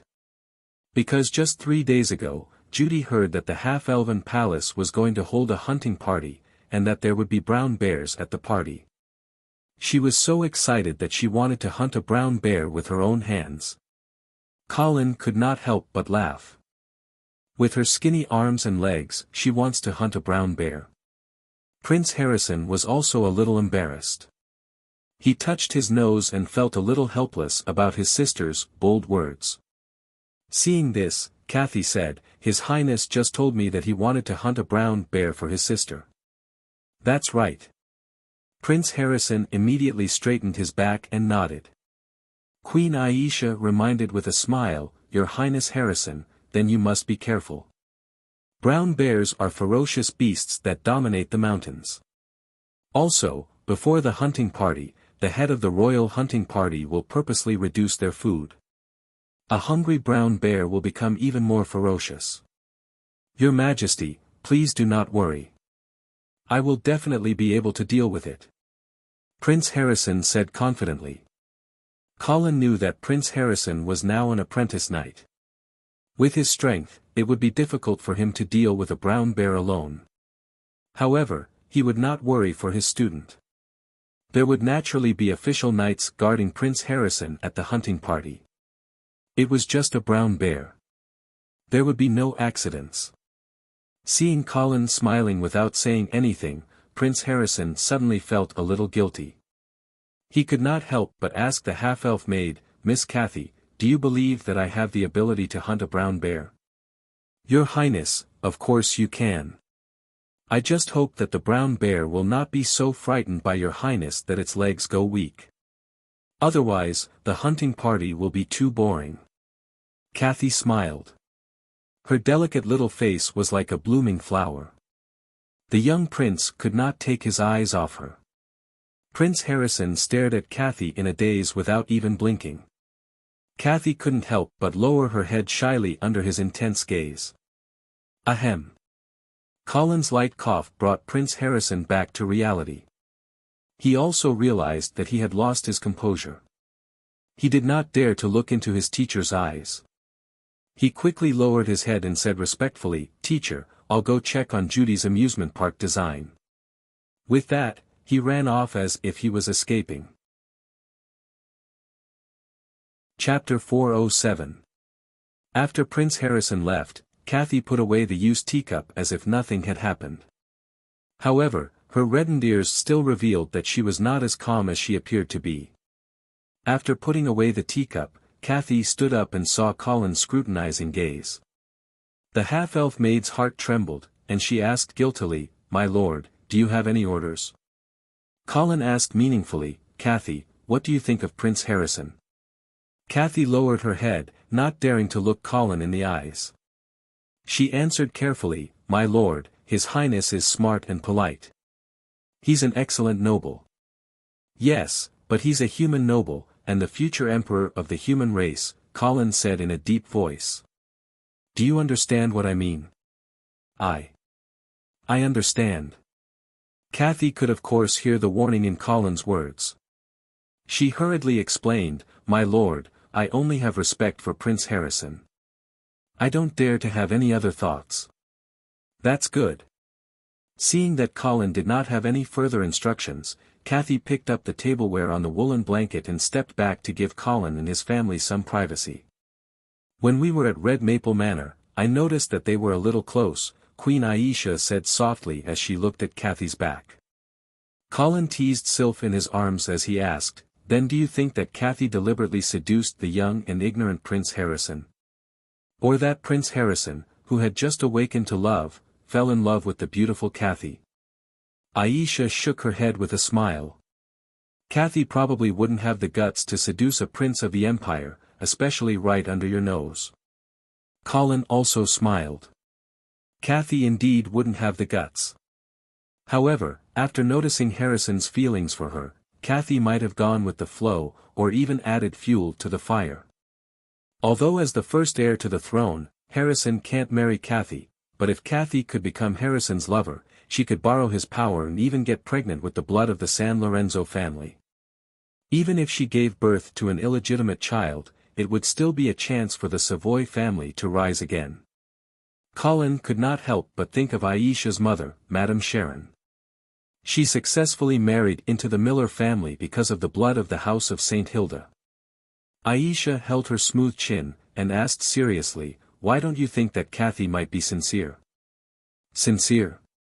"That's right. Not all feelings have political motives behind them." Colin subconsciously snorted, but when he turned around, he saw Aisha's bright and beautiful eyes, looking at him with a strange gaze. He touched the tip of his nose, coughed, and said, "Forget it, let them be. This should be the problem for Emperor Reinhardt and Empress Medela." Aisha did not plan to let Colin go so easily. She slightly pouted her seductive red lips, moved to her lover's ear, and said, "Well then, Honorable Count Angeli, do you think that my feelings for you are sincere? Or do I want to borrow your power to control the half-elf kingdom?" Colin's heart skipped a beat. Aisha revealed a rare feminine side, and her soft and sweet voice made Colin's body melt. In his impression, Queen Elsa was the perfect example of a mature, graceful, and charming lady. She was also a determined, brave, and decisive knight with outstanding talent. Aisha was forced by her family to marry into the half-elf royal family, but she did not feel sorry for herself. Instead, she secretly planned and seized the perfect opportunity to avenge her former lover. After she was turned into a blood descendant by Colin, she had been doing her best to take care of everything in the half-elf kingdom for Colin. When he needed help, she did not hesitate to send the Silver Moon Guard to the northern frontier. She even gave birth to a cute baby girl for him. However, Colin had been deliberately avoiding a question. Did Aisha's feelings for him come from her heart, or did she covet his power, or was it because of the suppression of her bloodline? Correspondingly, did he really like Aisha? Or did he want to use her to control the half-elf kingdom? In fact, Colin had always been very suspicious, and he always liked to make bad guesses about people's motives. This allowed him to smoothly reach his current position, and not be schemed against by people with ulterior motives. But for Aisha, Colin was immersed in his own thoughts when he suddenly saw a beautiful face suddenly appear in front of him. Then, his mouth was blocked by a pair of soft and warm red lips. Since he hadn't closed his eyes yet, Colin could clearly see that Elsa's beautiful face was dyed with a layer of blush. The delicate rouge-like color extended all the way to the tip of her slender ears. Her slender and fine eyelashes were constantly trembling, and there seemed to be a sparkling and translucent tear glistening in her half-closed eyes. At this moment, Aisha took off the proud veil of a queen, and revealed the image of a delicate and charming half-elf noble lady in front of Colin. In his previous life, Colin had heard a saying, "You can tell a girl's feelings for you from a kiss." Back then, the straight man did not think much of it. But now, Colin realized that he could truly feel Aisha's strong love for him. A strong emotion burst out from the depths of his heart, and finally, he clearly understood that his feelings for Aisha could not be hidden. When the love was strong, all that was left was a desperate possessiveness. Colin closed his eyes, lifted Aisha's sharp chin, and kissed her moist red lips. Her lover's passionate response made Aisha understand Colin's feelings. At this moment, she seemed to be wrapped in great happiness, and tears of joy fell uncontrollably. Yeah. Sylph, who was ignored, suddenly waved her hands and pulled the two out of the net of love. Colin patted the little girls but gently in annoyance, blaming her for ruining his good deed. Although Aisha was not satisfied, she still took her daughter back into her arms and glanced at Colin flirtatiously. It seemed to be anger, but it was more like charm. Colin secretly gritted his teeth and prepared to respond to Aisha's provocation at night. If Kathy and Harrison are truly in love, then let them be. Colin thought for himself and finally decided to give his maid and student a chance. Aisha nodded with a smile and did not dwell on this topic. She changed the topic and said, "The palace doctor, Cliff, was kidnapped on his way home last night." Colin did not show any surprise when he heard that. Instead, he smiled and said, "I already know. And that Viscount's Fines left Silvermoon City early this morning. It seems that he has successfully obtained the information he wanted. This is not surprising. Cliff is an ordinary doctor. He can't withstand torture. Well, I don't mean to blame Cliff. On the contrary, this doctor suffered because of my plan this time. When this is over, I can make it up to him. I'll remember that. However, for the other half-elves who participated in this kidnapping, I didn't expect that there would be fish that escaped the net after the last settlement." Hearing Colin's murderous words, Aisha just said lightly, "As long as the eastern region is still there, some half-elves will have fantasies." Colin smiled coldly and said, "Eastern region, it's time to settle the score with them." Chapter 408. Eastern Region, White Dew City. The house of St. Prospero's White Dew Castle was located in the center of White Dew City. Surrounding it was the noble district of White Dew City. Commoners had to have a pass to enter and exit the city. Outside the noble district was the commercial district. This was where rich merchants gathered. Although the location was good and the buildings were not that shabby compared to the noble district, no nobles were willing to live here. After all, no matter how rich a merchant was, he was still a commoner. There was an essential difference between him and the nobles. However, there was one family that was an exception, the Hall family. The Hall family lived outside the noble district of White Dew City. It was not because they were poor or had a low title. On the contrary, the Hall family was famous for their wealth in the eastern region. As for their title, they were a proper hereditary count family of the empire. They lived in the commercial district because the ancestors of the Hall family were merchants. Titles could not be bought with money. However, if you had enough money, you could buy a noble lady with noble blood and a very precious baptism quota for commoners. Thus, the Hall family obtained the noble's admission ticket. As for how they climbed step by step from a wild knight family to a count of the empire, it was all thanks to the mages of Yule. If they had not used a forbidden spell to destroy the original White Dew City, causing a large number of families in the eastern region to lose their inheritance, the Hall family would not have had the opportunity to take advantage of the situation. Moreover, during the most difficult and dangerous period of the eastern region, the Hall family saw the opportunity to help the House of Saint Prospero rebuild White Dew City. Only then did they officially enter the noble class of the empire. In addition, the descendants of the Hall family were also quite capable. Although they were descendants of merchants, they were full of martial virtues and made many military achievements.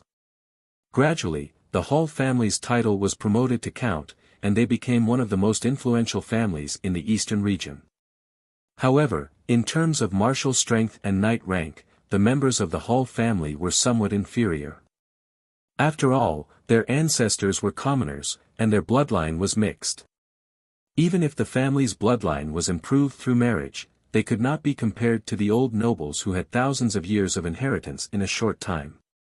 However, the ancestors of the Hall family were indeed very smart.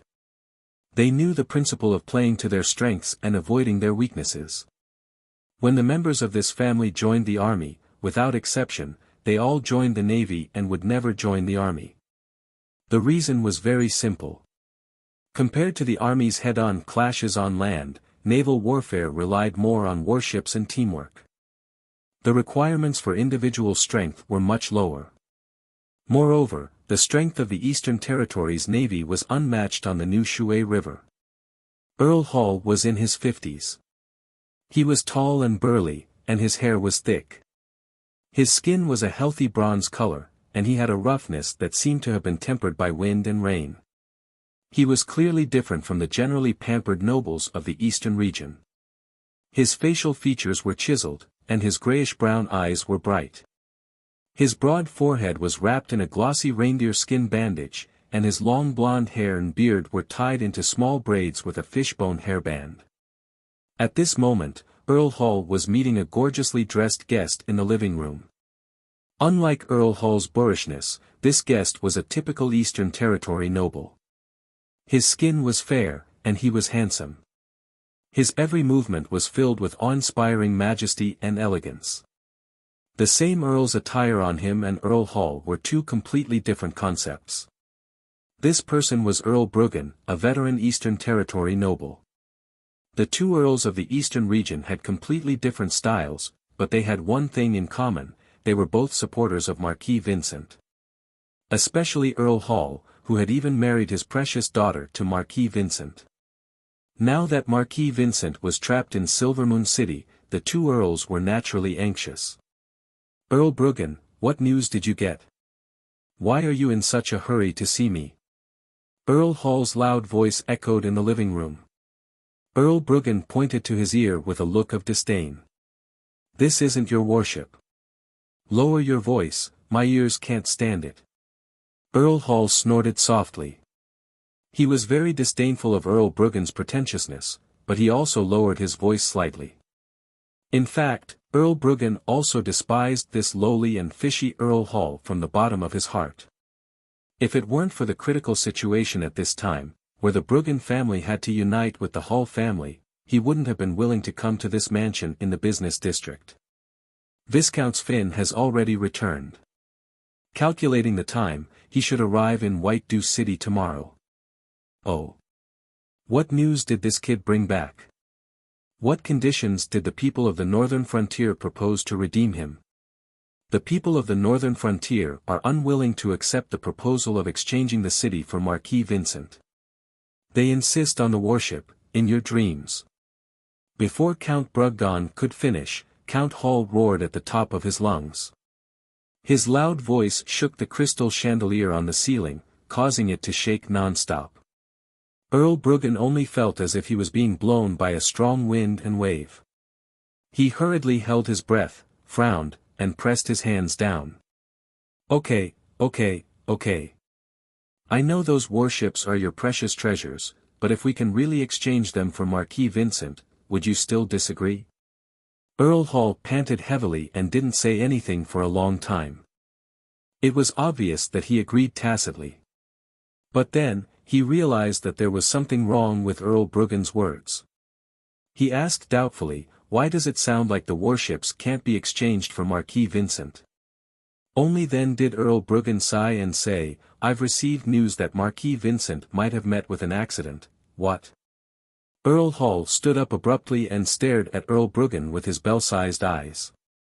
What do you mean by an accident? Earl Hall's shock made Earl Bruggen very irritated.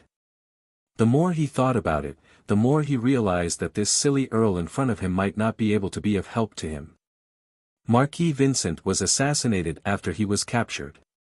Although the people of the northern frontier have always claimed that the Marquis is fine, it is said that Viscount Fine has already found out that the Marquis has actually been assassinated. Bam!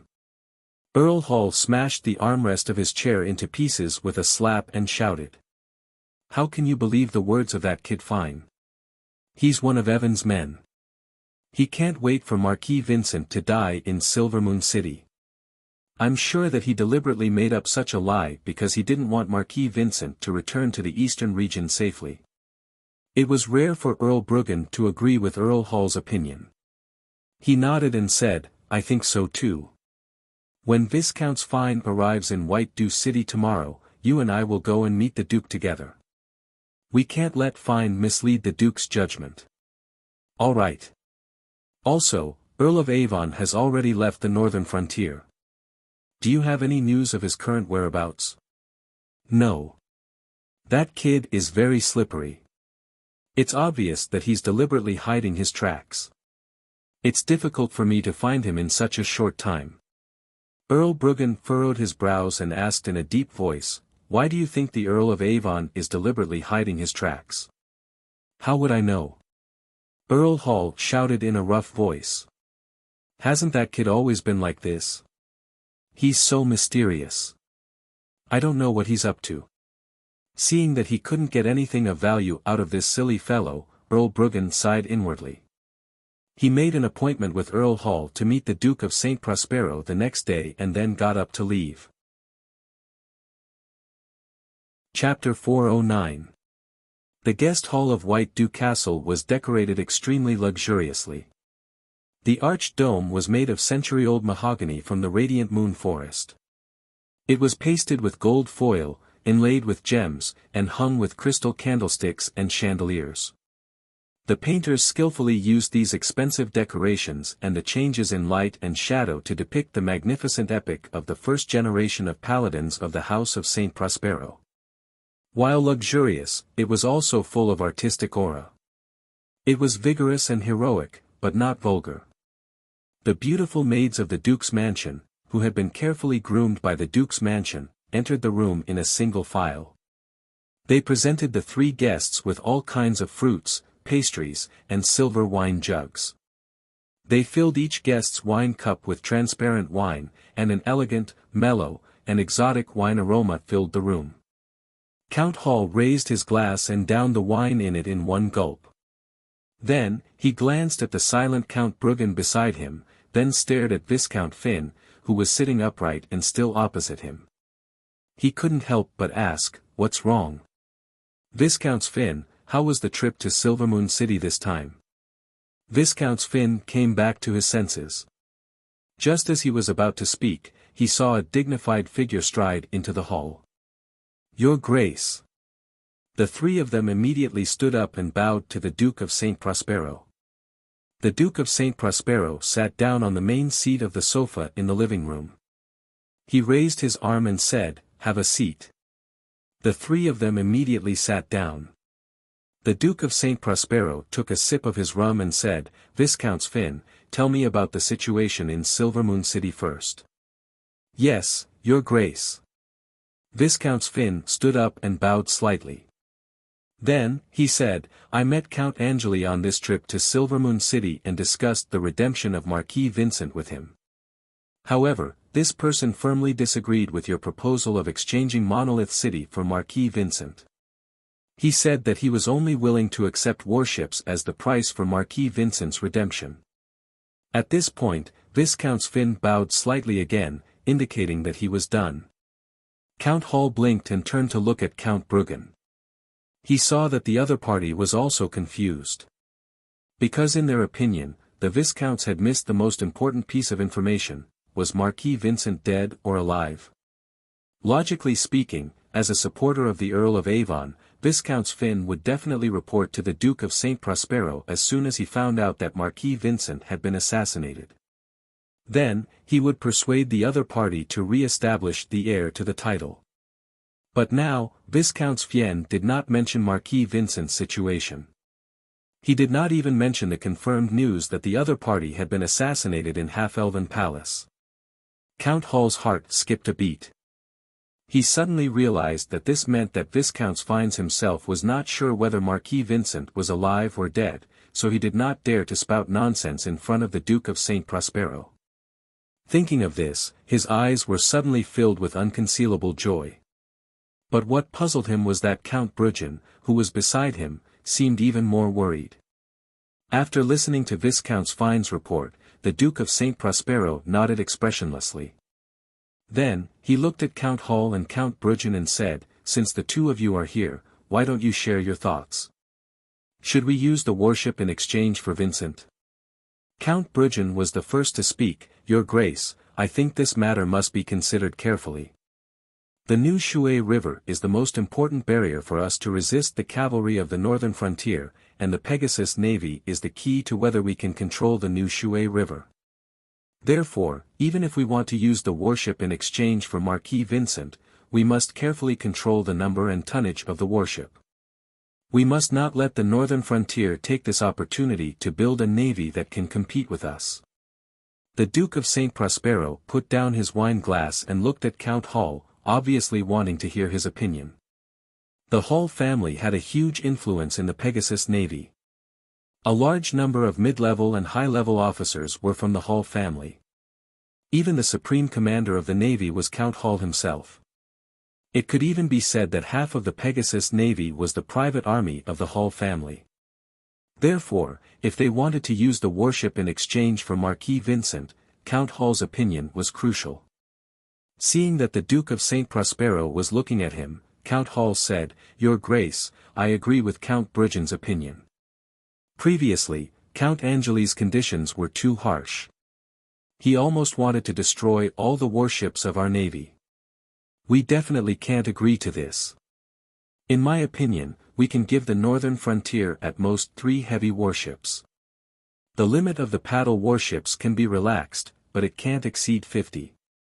As for the transport ships, we can give more depending on the situation. This way, we can ensure that the Pegasus Navy still has an absolute advantage in terms of strength. Even if the northern frontier obtains those warships, they won't be able to build a fleet that can compete with us in a short period of time. However, we can't let our guard down because of this. After successfully redeeming Marquis Vincent, we can find a suitable time and excuse to send the Pegasus Navy against the current and find the northern frontier's navy to fight a battle. We can nip the danger in the bud." The Duke of St. Prospero nodded. He was very satisfied with Count Hall's suggestion and immediately said in a clear voice, "All right, if that's the case, Viscount Fines, make another trip to Silvermoon City and renegotiate the conditions of Vincent's redemption with Count Angeli. The bottom line will be according to what Count Hall said just now." "Yes. Your Grace." Count Hall. The Duke of St. Prospero turned his head to look at Count Hall again and ordered, "Please go to Waterside Port immediately and explain the situation to the Pegasus Navy soldiers. Calm them down and prepare for the handover." "Yes." Count Hall immediately replied. "All right, that's it. I hope that all of you will work together to successfully redeem Vincent." After the Duke of St. Prospero finished speaking, he got up and left the living room, as if something urgent was waiting for him. Viscount Fines seemed to be infected by the Duke of St. Prospero's swift and decisive attitude. He immediately strode out of the living room and didn't talk to the 2 counts any longer. Count Hall scratched the back of his head. He had a nagging feeling that things had gone too smoothly today, so smoothly that it made him feel a little uneasy. He looked at Count Bruggen. Seeing that the other party didn't say anything, he swallowed the words in his stomach and walked out with his head lowered. After leaving White Dew Castle, Count Hall finally couldn't help but stop Count Bruggen and ask, "Why didn't that kid Viscount Fines mention the assassination of Marquis Vincent?" Does this mean that he's not sure if the Marquis is alive or dead? Count Bruggen turned back to look at Count Hall. After a moment of silence, he muttered, perhaps. After saying that, he ignored Count Hall, who was still in a dilemma, and turned to get into his carriage. In fact, the abnormality of Viscount's fines today didn't eliminate Count Bruggen's worries. On the contrary, it even made him feel a chill that went deep into his bones. He knew very well that even if Viscount's fines couldn't confirm whether Marquis Vincent was alive or dead, he would definitely raise his doubts in front of the Duke of St. Prospero. Only then would he be able to influence the Duke of St. Prospero's judgment and prevent him from making up his mind to negotiate the ransom terms with the northern frontier. This was the most beneficial choice for the Earl of Avon. But today, Viscount's fines didn't mention this matter at all. And the Duke of St. Prospero seemed to be determined to use the warship in exchange for Marquis Vincent. This seemed to be a great thing for Count Bruggen, but he wasn't happy at all. Such an abnormality made him unable to help but have a terrifying thought: could it be that Marquis Vincent was really dead? And the actions of the Duke of St. Prospero and Viscount's fines were just using the ransom as an excuse for another scheme? The more Count Bruggen thought about it, the more he felt that this was the truth of the matter, and this truth made his heart bleed. If Marquis Vincent really died in Silvermoon City, it meant that all the efforts the family had invested in him over the years had been in vain. In the future, when the Earl of Avon inherited the position of Duke of the Eastern Region, would he neglect the Bruggen family because of this, or even liquidate them? Just like that, he returned home in a daze. The butler came forward to report that an important guest had come to visit. Count Bruggen even forgot to ask who the important guest was, and followed the butler to the parlor. "Long time no see, Count." A familiar voice rang in Count Bruggen's ears. He suddenly raised his head and saw the Earl of Avon standing in the parlor, looking at him with a smile. Chapter 410. Earl of Avon, Count Bruggen's voice was trembling. He finally understood why the Earl of Avon had been hiding his whereabouts. It turned out that he had already secretly returned to White Dew City from the northern frontier and had probably reached an agreement with the Duke of St. Prospero. That was why Viscount Finn didn't even mention the possibility of Marquis Vincent's assassination during the meeting at White Dew Castle just now. The Duke of St. Prospero's decisiveness and swiftness could only mean one thing: he had confirmed the death of his eldest son, Marquis Vincent, and was determined to support his second son, the Earl of Avon, as the heir to the title. After realizing this, Count Bruggen's face paled visibly, and despair slowly appeared in his eyes. After a moment of silence, he opened his mouth and said bitterly, "Earl of Avon, are you here to laugh at us?" The Earl of Avon shook his head slowly and said in a low voice, "No. I just want to avoid making the Eastern region a joke." Count Bruggen frowned and looked at the Earl of Avon with a puzzled expression. He obviously didn't understand what he meant. The Earl of Avon sat down in his seat and took a sip of the coffee in front of him. Then he smiled and said, "Count Bruggen, you're so smart. I'm sure you've already guessed the truth of the matter." Count Bruggen nodded bitterly and said, "Marquis Vincent should have died in Silvermoon City, right?" The Earl of Avon nodded and said, "Yes. My poor brother. He probably couldn't believe that he had died in the hands of a crazy half-elf." Count Bruggen wanted to ask how Marquis Vincent had died, but he suddenly felt an indescribable sense of helplessness when the words were about to come out of his mouth. So he shut his mouth with flagging interest. What was the use of dwelling on these things now? With Marquis Vincent's death, the Earl of Avon's succession as the Duke of the Eastern Region was set in stone. The Bruggen family's many years of hard work had been completely destroyed.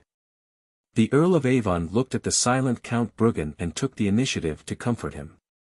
"Count Bruggen, as I said just now, I'm not here to laugh at you. On the contrary, I want to prevent the Eastern Region from becoming a joke." Count Bruggen took a deep breath and pulled himself together again. He asked, "I don't quite understand what you mean." The Earl of Avon stopped beating around the bush and said bluntly, I know that many nobles in the eastern region are actually supporters of my brother, including you. But whether you believe it or not, I have never resented you from beginning to end, and will not retaliate in the future." Count Bruggen looked at the Earl of Avon expressionlessly and said nothing. In fact, there was a reason why most of the nobles in the eastern region supported Marquis Vincent. Marquis Vincent was a full 10 years older than the Earl of Avon. For a full 10 years before the Earl of Avon was born, the Duke of St. Prospero only had one legitimate son. Under such circumstances, the Duke of St. Prospero had long since appointed Vincent as the Marquis of the Eastern region, officially confirming his status as the first heir. At that time, almost all of the nobles in the Eastern region believed that Vincent would become the future Duke of the Eastern region, so as long as they weren't stupid, they began to invest in him in advance. For example, Earl Hall rushed to marry his daughter to Marquis Vincent. Another example was the Bruggen family. Almost all of the outstanding children in the family followed Marquis Vincent. The Duke of St. Prospero didn't interfere too much in this situation. After all, he really only had one son at that time. In fact, even after Evan was born later, the Duke of St. Prospero didn't have any intention of changing his heir. Even though as time passed, he found that his second son was actually smarter.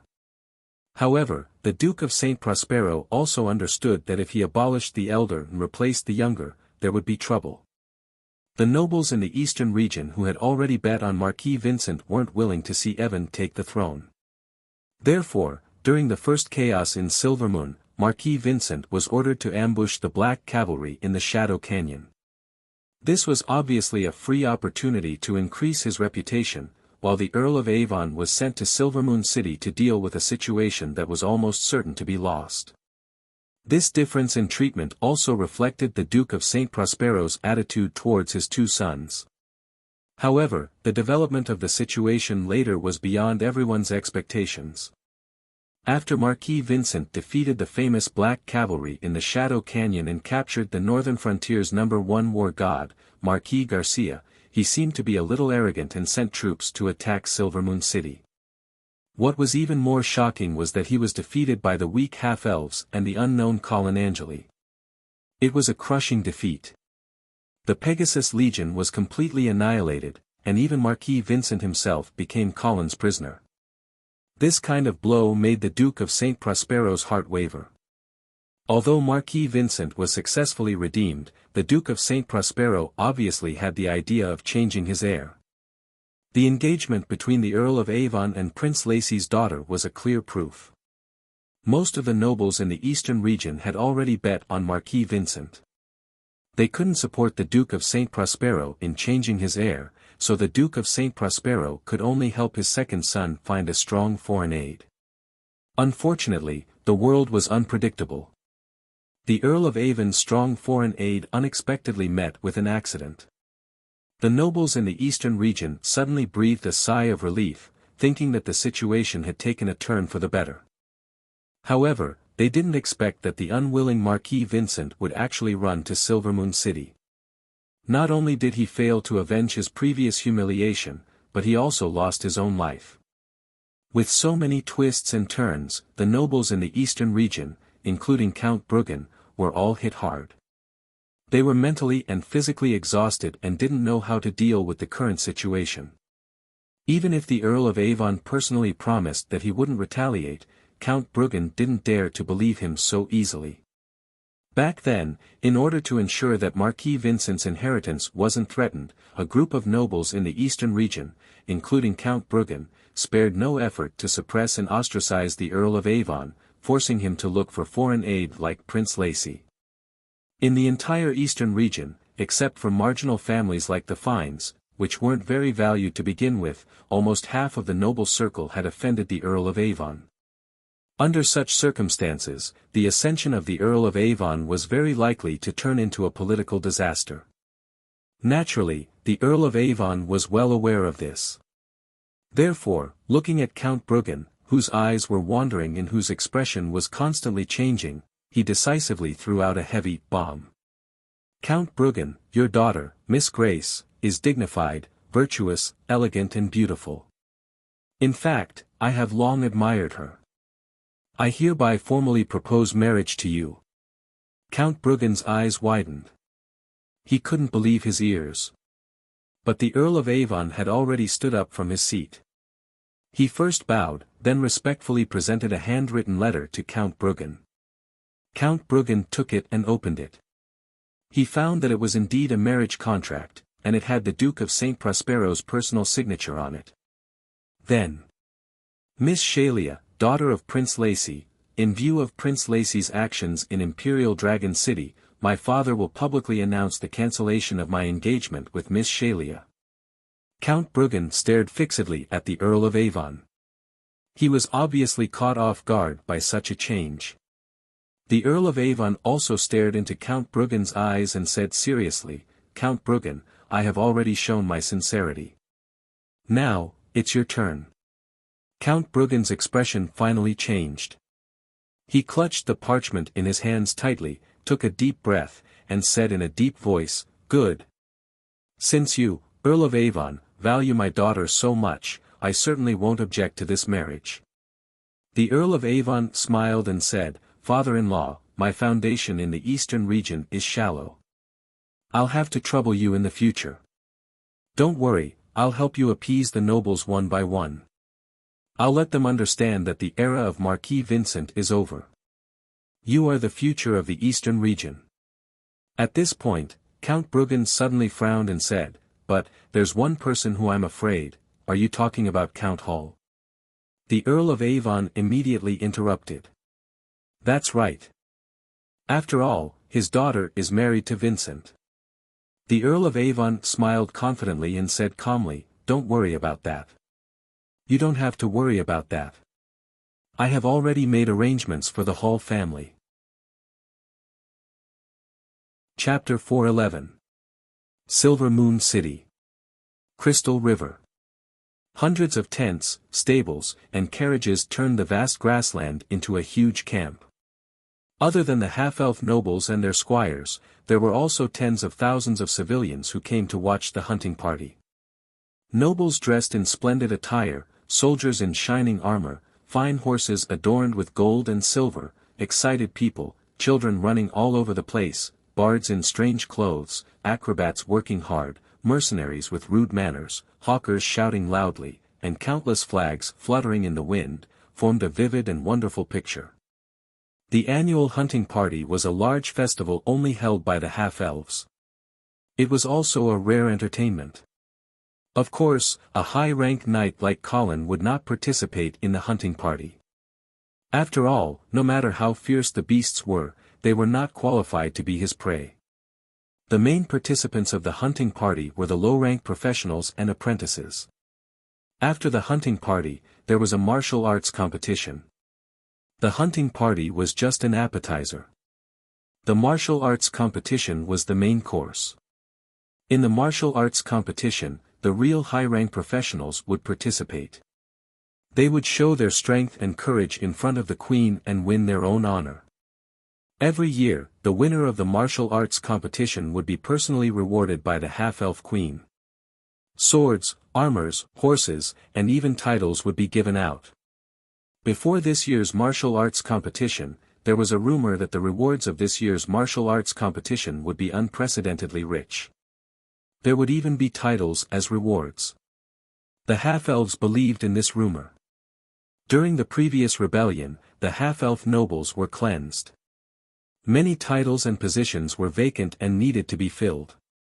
Therefore, Queen Aisha would use this martial arts competition as an opportunity to find new blood and train new nobles who were loyal to her. With such expectations, this year's hunting party became unprecedentedly grand.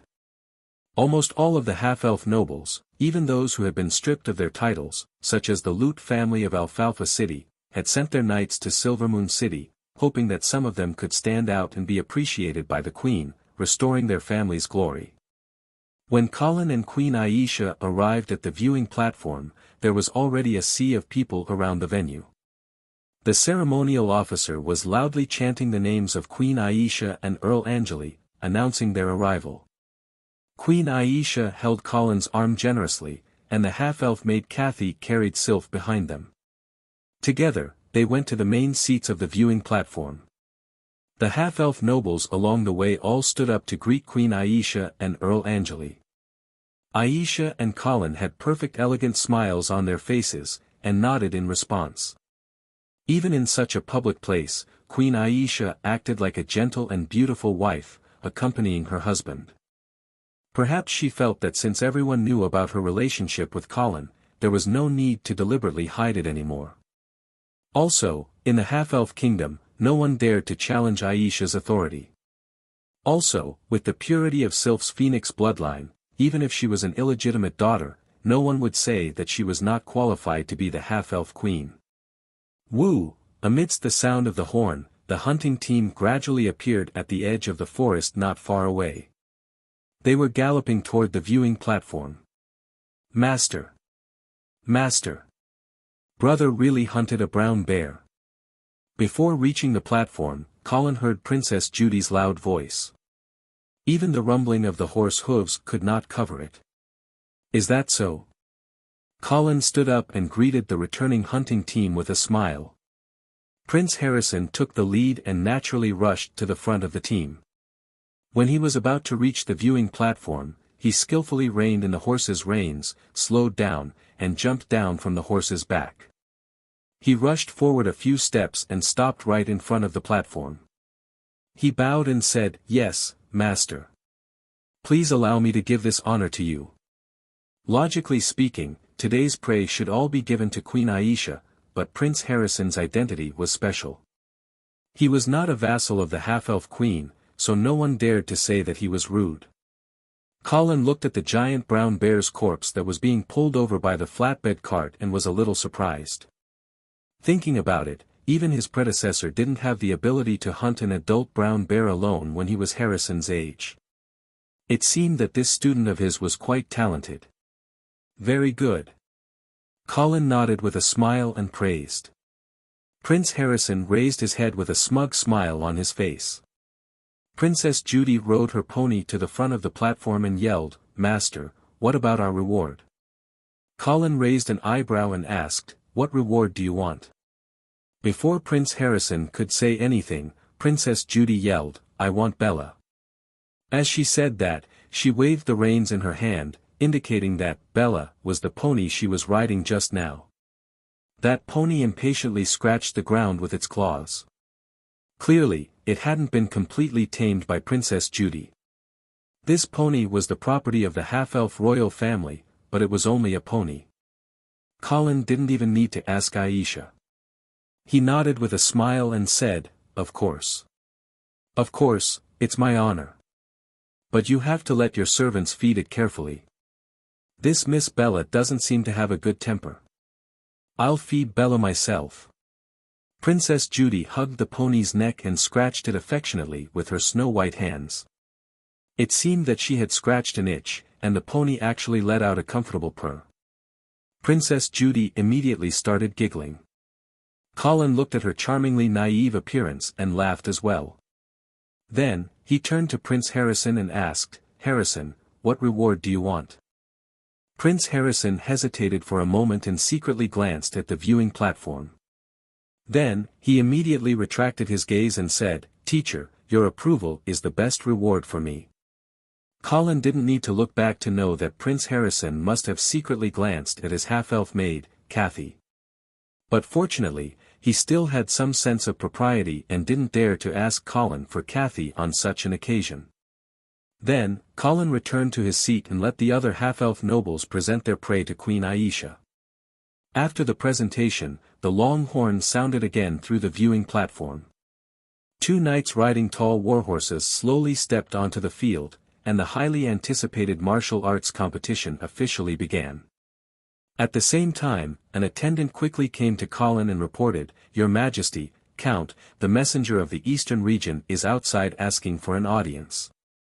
Colin smiled faintly and said, "He came at the right time. Invite him to come and enjoy this tournament." "Yes." Not long after, Viscount Finn was led to the viewing platform by the attendant. "Your Majesty, Your Majesty." Viscount Finn respectfully saluted his master. Colin withdrew his gaze from the field and said with a smile, "Viscount Finn, you've had a hard time. Why don't you watch the tournament first?" "Okay." Viscount Finn nodded in response, but he didn't take a seat. Instead, he continued, "Your Majesty, our eastern region has also prepared a big gift for the winner of this tournament." Queen Aisha was slightly stunned. Then, she narrowed her eyes and looked at the young viscounts of the eastern region. "Viscount Finn, you're too kind. However, the half-elf subjects don't need the eastern region to reward them." Logically speaking, since the host had already explicitly refused, the guest should have retreated. However, Viscount Finn clapped his hands and asked the squire behind him to take out a knight's sword. "Your Majesty, don't worry too much. This is just a small gift from the eastern region." Colin didn't care at first, but when his gaze fell on the knight's sword, he instantly clenched his fists. Because, he recognized the knight's sword, it was the sword of Marquis Garcia. Chapter 4:12. This was a blatant provocation. Colin narrowed his eyes and looked at the knight's sword that Viscounts had taken out. His heart was boiling with anger. Viscount Finn ignored Colin's anger and didn't even forget to continue provoking him. "Count Angeli, you should know this sword, right? It was left in White Dew City after Marquis Garcia was captured last time. He forgot to take it with him." Knight Roger, who was sitting below Colin, stood up abruptly. With red eyes, he was about to rush towards Viscount Finn, but Colin reached out to stop him. Of course, he also wanted to kill this arrogant eastern viscounts, but it would be too barbaric to do so on such an occasion. Moreover, he wanted to know what the eastern region was up to. So, Colin nodded to Aisha. Queen Aisha understood, smiled slightly, and said, "Since the eastern region is so generous and is willing to provide additional rewards for the winners of this tournament, then it would be impolite for me to refuse." "Thank you, Your Majesty." Viscounts bowed and then sat down. The tournament continued, but the atmosphere quietly became a little subtle. However, the mentality of the contestants did not change much. Defeating their opponents and winning the favor of the Queen was still their highest goal. As for the rather sensitive reward that the eastern region took out, the contestants all felt that as long as they won it back and gave it to Count Angeli, then it would be fine. Although it was somewhat embarrassing that a Marquis of the northern frontier needed the help of half-elves to win back the sword, this was after all the trouble that the eastern region made, and Count Angeli would not be angry with the half-elves. There were also some half-elven nobles who felt that things could not be so simple. Since the eastern region had taken out Marquis Garcia's sword to provoke them, it would be impossible for the sword to return to the northern frontier so easily. But no matter what the crowd thought, the tournament still continued. At dusk, the tournament was gradually coming to an end. The two finalists were riding their tall steeds around the field. While the horses were getting used to the field, they were also showing off their elegance to the audience and winning the cheers of their supporters. One of them, a handsome young knight, was especially popular with the audience. He was about 25 years old and was wearing a shining silver chain mail. There was a confident smile on his handsome face. Under the setting sun, his lazy curly hair looked like melted gold. He was riding a snow-white horse with a golden kite shield on the left side of the horse's back. There was a thorny emblem engraved on it, which was the emblem of the half-elf royal Miller family. This young half-elf knight named Carl Miller was Queen Elsa's cousin according to seniority. His royal status and handsome appearance immediately made Knight Carl the center of attention. Every time he raised his eagle-winged helmet to the audience, there would always be waves of praise. Some passionate and bold half-elf girls would even throw fresh flowers at Knight Carl to express their love. The previous Duke Muller had been killed by Colin because of his conspiracy to poison Queen Aisha, but the Miller family's position of Duke was vacant. Moreover, the successor had not been announced. Although the succession order had long been clear, Queen Aisha did not say anything. Obviously, she did not approve of the current succession order. This also caused the hearts of the Miller family members to waver. All the family members began to rub their fists, eager to give it a try. They were prepared to display their skills in this martial arts competition and enter Queen Elsa's line of sight. If they could catch the Queen's eye, they might become the successor of the Duke. However, Colin knew that the reason why Aisha did not announce Duke Muller's successor was because she was planning to abolish the Miller family's title of Duke. In her opinion, since the Miller family had become a half-elf royal family, there was no need to keep the title of Duke. Moreover, after experiencing the betrayal of her mother and brother, Queen Aisha also began to feel that keeping the title of Duke would only cause division in the Miller family. Some people would have thoughts that they should not have. Of course, these thoughts had not been made public. Therefore, Carl Miller could still continue to have a beautiful dream and enjoy the cheers of the crowd. Compared to the proud knight Carl, another knight who had made it to the finals did not receive such treatment. It was a knight in his early 40s. His short gray hair stood up, and there were traces of wind and sun on his bronze face. His tightly pursed lips and light brown eyes outlined a determined expression, just like the red bronze armor he was wearing. The style of the armor was old and polished. There was no noble coat of arms on it, so it was obvious that this was a wandering knight in dire straits. His mount was a common date red horse.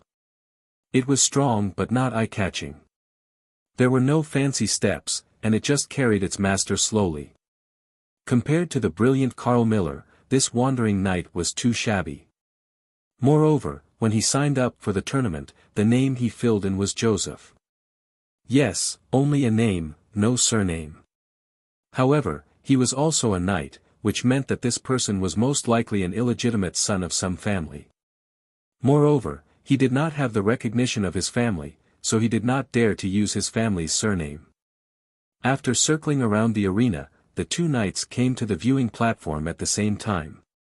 They jumped off their horses, raised their wooden spears, and bowed to Queen Aisha. Queen Aisha stood up and said in a clear voice, "This is a fair competition. I hope that you will uphold the benevolence of knights and not hurt your opponent to win a glorious victory. The Almighty God of Light is with you." The competition of knights was indeed a very dangerous sport. Casualties were almost unavoidable. Even if the competitors were required to use a wooden spear as a weapon, this kind of polite weapon could be lethal in the hands of a knight. Therefore, the competition also stipulated that the knights could only stab each other with their spears on horseback. In this kind of one-on-one duel, both sides would use their spears to stab each other off the horse. This would determine the winner in one blow. This could avoid too much fighting and reduce the probability of casualties. But even so, it was still unable to completely eliminate the casualties.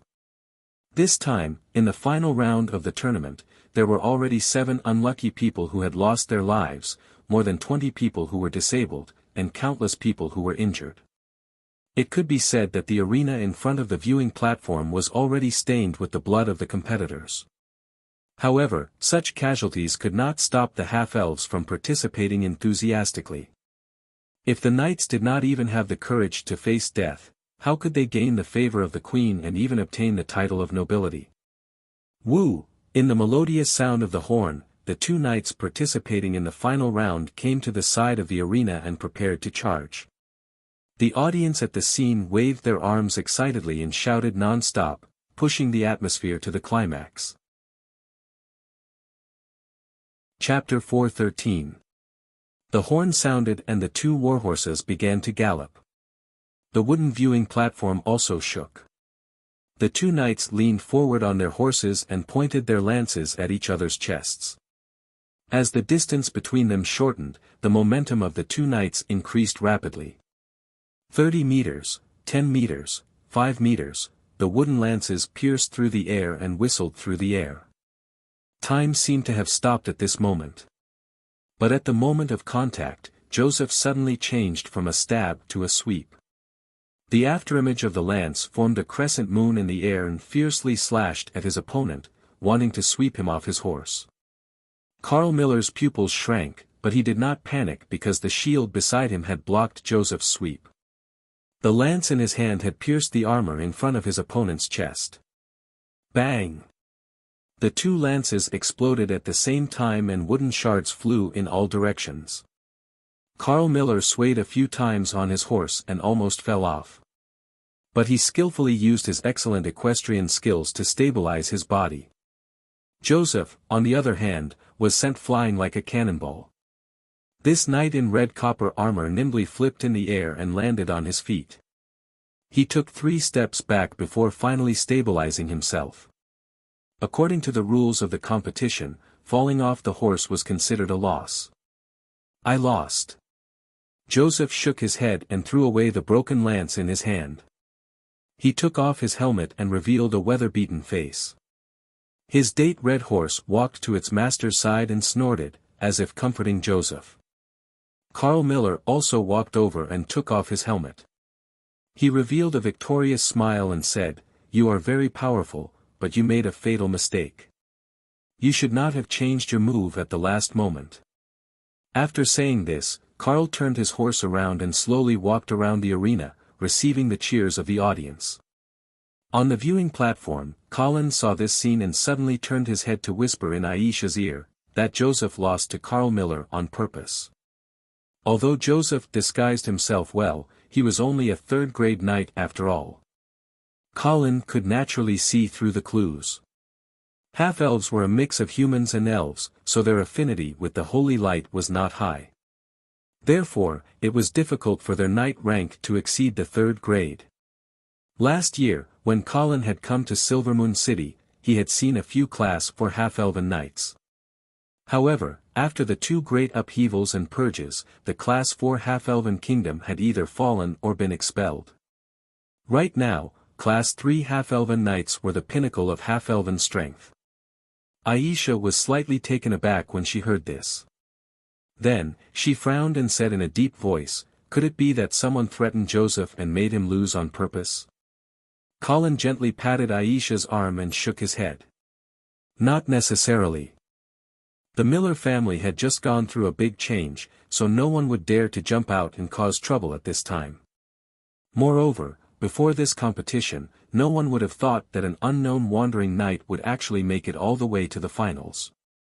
Then why did Joseph lose on purpose? Colin looked at Joseph, who was silently lowering his head in the field, and smiled. Joseph lost the match, but won his life. Queen Aisha looked at her lover in confusion. Colin smiled and explained, Joseph knew that he was of low birth and could not be compared to Carl, who was born in the royal family. Moreover, Carl was younger and might have a chance to reach the 4th grade in the future. He might even inherit the Miller family's position as duke. If Joseph won this competition, even if he received your recognition and successfully entered the half-elven noble class, how would he face the enmity of a duke in the future? Therefore, he might as well lose the competition and let Carl Miller become the champion. This way, he would have already displayed his strength on this stage. Even if he did not receive the champion's reward, when Carl Miller comes to his senses, he would naturally be grateful to Joseph. Queen Aisha listened quietly and nodded. That makes sense. However, looking at your expression, you seem to approve of Joseph's actions. Colin did not hide his thoughts and nodded. Yes. He is a smart person. He has strength and knows when to advance and when to retreat. What's even better is that he is of low birth and does not have a family to back him up. He needs to rely on a powerful force. Queen Aisha immediately understood Colin's thoughts. You want him to become the commander of the Silvermoon Guard? Smart. Colin snapped his fingers. The Silvermoon Guard was in the midst of rebuilding, but Colin could not decide on the commander. Although Colin did not intend to rely too much on the half-elves' military strength, he did not wish for Silvermoon City to fall into chaos again. Therefore, the commander of the Silvermoon Guard was of utmost importance. Colin had even thought that if he could not find a suitable candidate, he might as well find a descendant of his blood to be the commander. However, at this moment, Joseph suddenly appeared in front of Colin and gave him a pleasant surprise. Queen Elsa also seemed to think that Joseph was a good choice.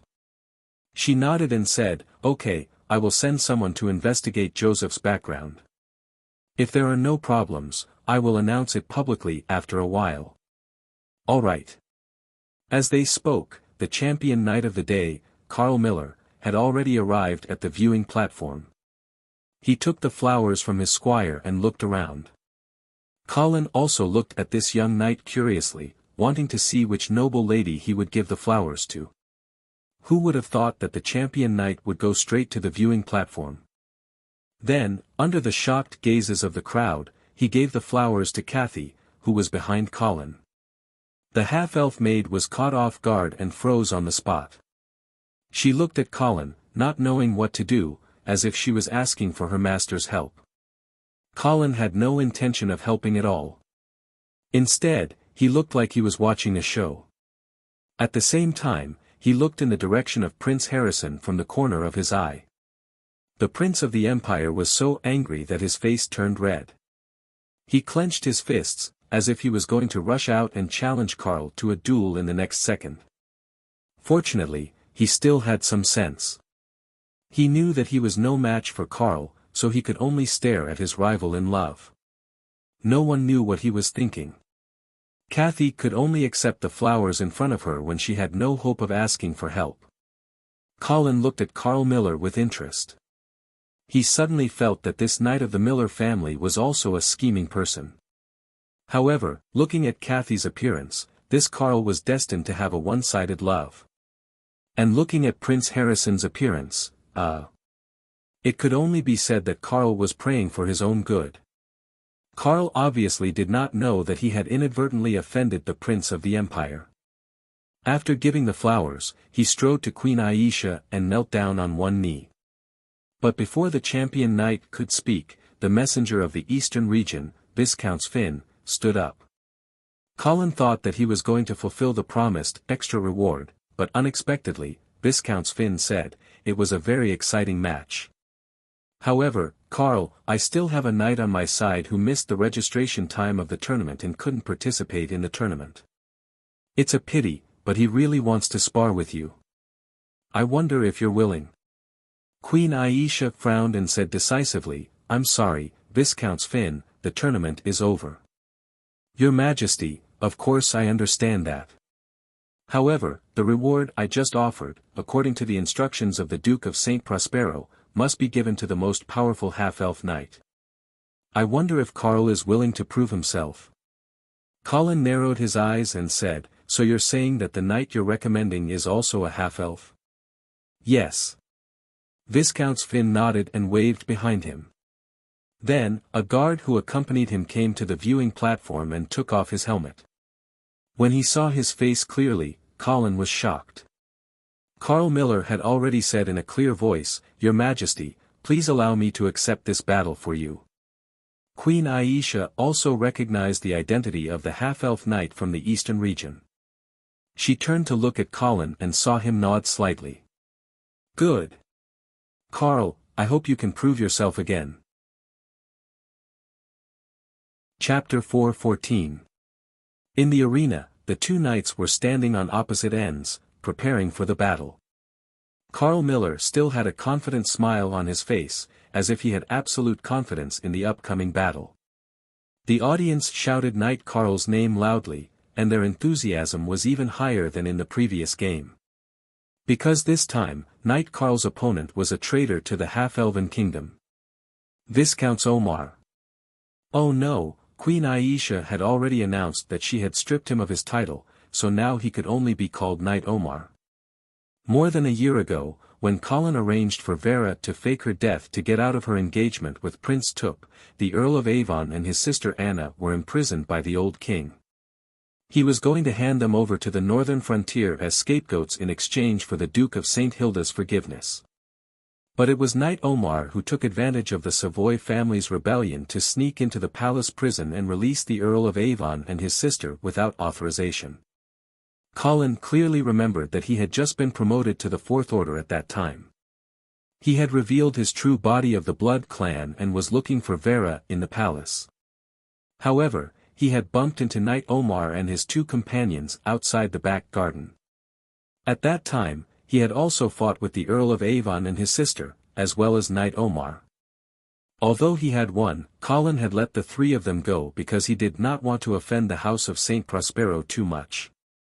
He did not expect that the half-elven traitor, Knight Omar, would actually return to Silvermoon City. Although he did not know why the East sent Knight Omar to cause trouble in the tournament, his strong attitude was completely different from the last time Viscount Fines came to Silvermoon City. This meant that the East should have confirmed the death of Marquis Vincent, and most likely had already formulated a revenge plan. Colin rubbed his chin and suddenly had some expectations for this. While he was deep in thought, the battle on the field had officially begun. In the rumbling sound of horse hooves, the two half-elven knights had already begun their sprint. Colin's attention returned to the front, but when he saw the strong holy light emitted from Omar, his heart suddenly thumped. Omar was a knight of the fourth step. Colin clearly remembered that the other party was still a rank 3 knight when he fought with him a year ago. He didn't expect that the other party would advance in just a year. Apart from Colin, the person who could feel Omar's sudden increase in strength the most was his opponent, Knight Carl. If it was said that this young knight was still full of confidence at first, thinking that he could definitely defeat this notorious half-elf traitor and raise his reputation to another level, but now, as he faced the terrifying pressure that was almost tangible, Carl realized that something was wrong. Fortunately, Carl was also clear that retreating was no longer an option. He could only face it head-on and use all his courage and faith to strive for a miracle. Bang! The two knights finally crashed into each other without any fancy moves. At the same time, the lance broke into countless pieces of wood. The two warhorses crossed each other. Knight Omar sat steadily on the back of his horse, but his opponent, Knight Carl, had already fallen to the ground in a daze. Dark red blood gushed out from the gap in the helmet, forming a small puddle on the ground in an instant. For a moment, the field was silent. Only the doctor, who had been waiting by the side of the field, rushed over and hurriedly removed Knight Carl's helmet and breastplate, only to find that the young knight, who had been proud of himself just a moment ago, had his entire chest caved in due to the huge impact. The doctor reached out and touched Knight Carl's chest for a while, then sighed and shook his head. On the viewing platform, the half-elven nobles watched all this with their mouths agape. Clearly, they had yet to recover from the shock. The most outstanding young descendant of the Miller family, the champion knight of the tournament, and the most likely to become Duke Muller, Carl Miller, had died at the hands of a half-elf traitor. The half-elf maid, Kathy, was still holding the flowers that Knight Carl had given her, but she had never thought that the person who had given her the flowers had already turned into a corpse. Prince Harrison was also very confused. His love rival had died just like that. He had just been thinking about how to cut off Knight Carl's thoughts about Kathy. Who knew that in the blink of an eye, his love rival had been dealt with? The affairs of the world were unpredictable and unpredictable. It was truly impossible to predict. At this moment, the messenger of the eastern region, Viscount Finn, slowly stood up. He put on a sad expression and pretended to say, "Your Majesty, I deeply regret Knight Carl's misfortune. However, this also means that he is not the strongest half-elf knight. Therefore, I can only give this sword to Knight Omar. Of course, it's still up to you to decide who you want to give the reward for the champion of this tournament." Queen Aisha stared coldly at Viscount Finn, her heart burning with anger. Who else could she give the reward to? Could it be that she would give it to a dead person? Just as Viscount Finn was about to give the sword of Marquis Garcia to Knight Omar, Colin suddenly stood up and stopped him. "Wait a minute, Viscount Finn. Count Angeli, what other questions do you have?" Colin did not seem to be angry that the champion of the tournament had been killed by the half-elf knight sent by the eastern region. At this moment, he still had a smile on his face and said, "I also have a personal guard on my side who wants to compete with Knight Omar." Viscount Finn smiled faintly and said, "Your Excellency, I know that there are many experts in the northern frontier. Knight Omar has never dared to think of competing with the experts of the northern frontier." No. Colin shook his head and said, "My personal guard is not from the northern frontier, but a half-elf." Viscount Finn was stunned. Colin continued, "Viscount Finn, didn't you just say that the knight's sword was to be rewarded to the strongest half-elf knight? Before defeating my personal guard, I'm afraid that Knight Omar is not worthy of this title." Viscount Finn stopped smiling and asked in a deep voice, "May I know who your personal guard is?" Colin smiled and clapped his hands. Then, a personal guard covered in armor strode up to the viewing platform from behind. He first bowed to Colin and Aisha, then slowly took off his helmet. "Duke of Loot." Immediately, exclamations sounded from all directions. Everyone present recognized that this personal guard of Count Angeli was the former half-elf national uncle, the commander of the Silvermoon Guard, Insfar Duke of Loot. Viscount Finn could not believe his eyes and asked foolishly, "Lou, Duke of Loot, hasn't he been executed?" Colin explained with a smile, "The Duke of Loot was stripped of his title and sentenced to death by Her Majesty the Queen a year ago for participating in the Savoy family's rebellion. However, the benevolent Her Majesty the Queen spared Insfar Loot's life and expelled him from the country on account of his great contributions to the half-elf kingdom after all, and his participation in the rebellion was also coerced by the Savoy family. I took in Insfar Loot's outstanding martial arts and rare talent, so I took him in as an ordinary personal guard.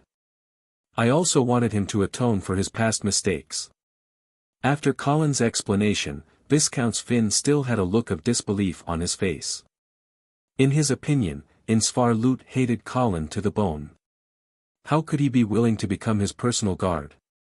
And how could Colin dare to keep such an enemy by his side to protect his safety? But before he could regain his senses, Insfar Loot had already walked in front of Knight Omar. Without saying a word, he took off his chain gloves and threw them over. Knight Omar was also dumbfounded. Because this was an invitation to a duel. Chapter 4:15. Uncle. The Lord of Alfalfa City, Ron Loot, could not help but shout. However, the former Duke of Loot, who was now Ensfa Loot's personal guard, did not seem to hear his nephew's voice. He just stared at Knight Omar in front of him, waiting for the other party's response. Ron Loot's heart was burning with anxiety. This uncle who had come back from the dead was once the pillar of the Loot family. Now that the family had declined, they could only hide in Alfalfa City and bitterly support themselves. When Ron saw Ensfa Loot at this moment, it was naturally as if he had seen a life-saving straw. However, this life-saving straw was going to duel with a powerful half-elf knight. This made Ron feel like he had fallen from heaven to hell again. In a hurry, he could not help but remind his uncle.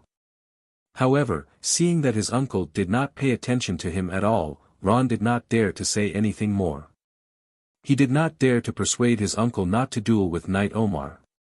After all, this was Count Angeli's arrangement. If he ruined Count Angeli's plan, the fate of the Loot family would only be more miserable. Knight Omar looked at the chain gloves on the ground in front of him. He did not immediately pick them up. Instead, he stood there stupidly. It must be known that Ensfa Loot was able to become the former half-elf duke and the commander of the Silvermoon Guard. It was not because of his identity as the king's uncle, but because of his powerful strength that surpassed the half-elf kingdom. Even if Omar himself had now advanced to the 4th rank, when facing the former number 1 knight of the half-elf kingdom, he was still a little afraid. What's more, this was a duel to the death. Omar looked at Ensfa Loot's cold eyes in front of him and had already thought of retreating. He had actually fought with Knight Ensfa before and knew how powerful he was. He also knew that even if he had now advanced to the 4th rank, he might not be a match for him. However, at this time, even if he did not want to fight, Colin would not let him leave so easily. "Knight Omar, don't you want to prove that you are the strongest half-elf knight? What? You don't dare to accept Knight Ensfa's challenge?" Omar was still hesitating, but then he saw the cold eyes of Viscount Fines. At this time, he finally realized that he had no way out. As a traitor to the half-elves, if Omar lost the support of the eastern region, then the best ending for him would be to become a fugitive. So, Omar took a deep breath and bent down to pick up the gloves on the ground. Raising his head again, Knight Omar could clearly see a hint of mockery in Knight Insfar's eyes. It was as if he was mocking him, but also as if he was looking down on him.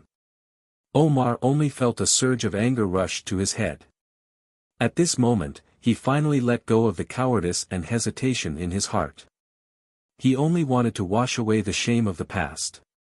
Come on. Ensfaruda. Let me see if you've improved in the past 2 years.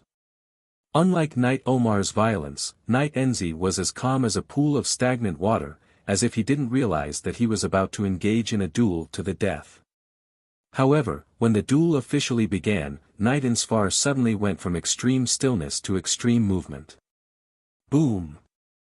The moment Knight Insfar stepped on the ground suddenly exploded. Under the explosive force, Insfar, who was more than 2 meters tall, charged towards the opponent like a giant tank. Knight Omar felt a strong threat, and a sense of danger that made his whole body tremble welled up in his heart. In an instant, Knight Omar didn't dare to hold back. Without hesitation, he activated his strongest state. Holy light spread out from his chest like flowing water, and even the heavy sword in his hand lit up with holy light. Die! Knight Omar roared, and the heavy sword in his hand glowed with holy light as he swung it towards Insfar's head. But the moment the two were about to collide, Omar suddenly changed his move. His body twisted a few times like a fish, and not only did he avoid Insfar's fatal blow, he also stabbed his long sword towards Insfar's right hand, the hand without the chain glove. Poochie! Blood splattered everywhere, and 2 fingers fell to the ground. Although Knight Omar was also knocked to the ground, and his chest was burning with pain, he was ecstatic because Insfar could no longer hold his weapon after his fingers were cut off. Thus, he lowered his head and flipped to the side, circling behind Insfar. The heavy sword in his hand glowed with white light, and under the huge impact, he ruthlessly stabbed into Insfar's lower back. Insfar didn't seem to be affected at all. Although he couldn't hold the long sword in his hand, he still turned around and threw out a punch. The huge fist, accompanied by the spikes on the vambrace, swept down like a stone pillar. This attack was extremely fast, and Knight Omar was still thinking about stabbing the heavy sword deeper. He was caught off guard and could only let go of the hilt to take it head-on.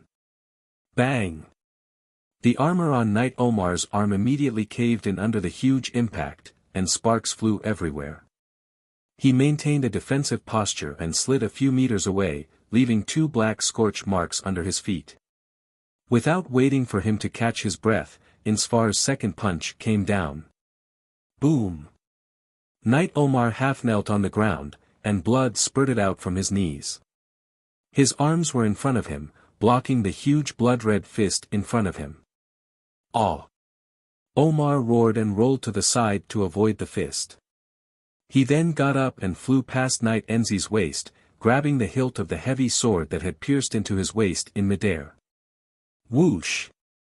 Insfar threw another punch at him, which was blocked by Knight Omar's half of the heavy sword. Bang! The huge force crashed into the heavy sword like a flood, and the heavy sword ruthlessly cut open Insfar's armor with a crash, opening a hideous wound at his waist. Although Omar was also sent flying and spat out blood again, he couldn't help but laugh wildly. This was because he realized that although Insfar's strength was still unrivaled, his technique had deteriorated greatly, and he seemed to be mentally unstable. How could a normal person continue to punch when they saw the heavy sword at their waist? This was clearly killing 800 enemies and injuring 1,000 oneself. But the next second, Knight Omar's smile froze on his face. This was because Insfar, whose waist was almost cut in half, didn't seem to care about the fatal injuries on his body, and charged forward again as if nothing had happened. Bang! The ear-piercing sound of metal twisting was accompanied by the chilling sound of bones cracking. Knight Omar let out a painful howl because he was shocked to find that his arm had been smashed off. Insfar didn't seem to have any intention of stopping. He didn't care about the terrifying injury at his waist and used all his strength, smashing fist after fist into Knight Omar's chest. Bang! Bang! Bang! Every punch would cause blood to spurt out, and at the same time, the sound of bones cracking could be heard. Knight Omar was still begging for mercy at first, but gradually, he couldn't make a sound anymore. Bang! Bang!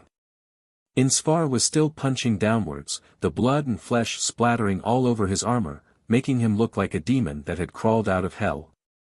Knight Omar was now a bloody mess, but Insfar didn't seem to have any intention of stopping. The scene was completely silent. This extremely tragic duel scene made everyone dumbfounded. Until Colin raised his hand slightly and said softly, "It's done." Only then did Insfar stop smashing. He slowly got up and walked towards the viewing platform. The strong smell of blood filled the air, causing the half-elven nobles on the stage to shrink back uncontrollably.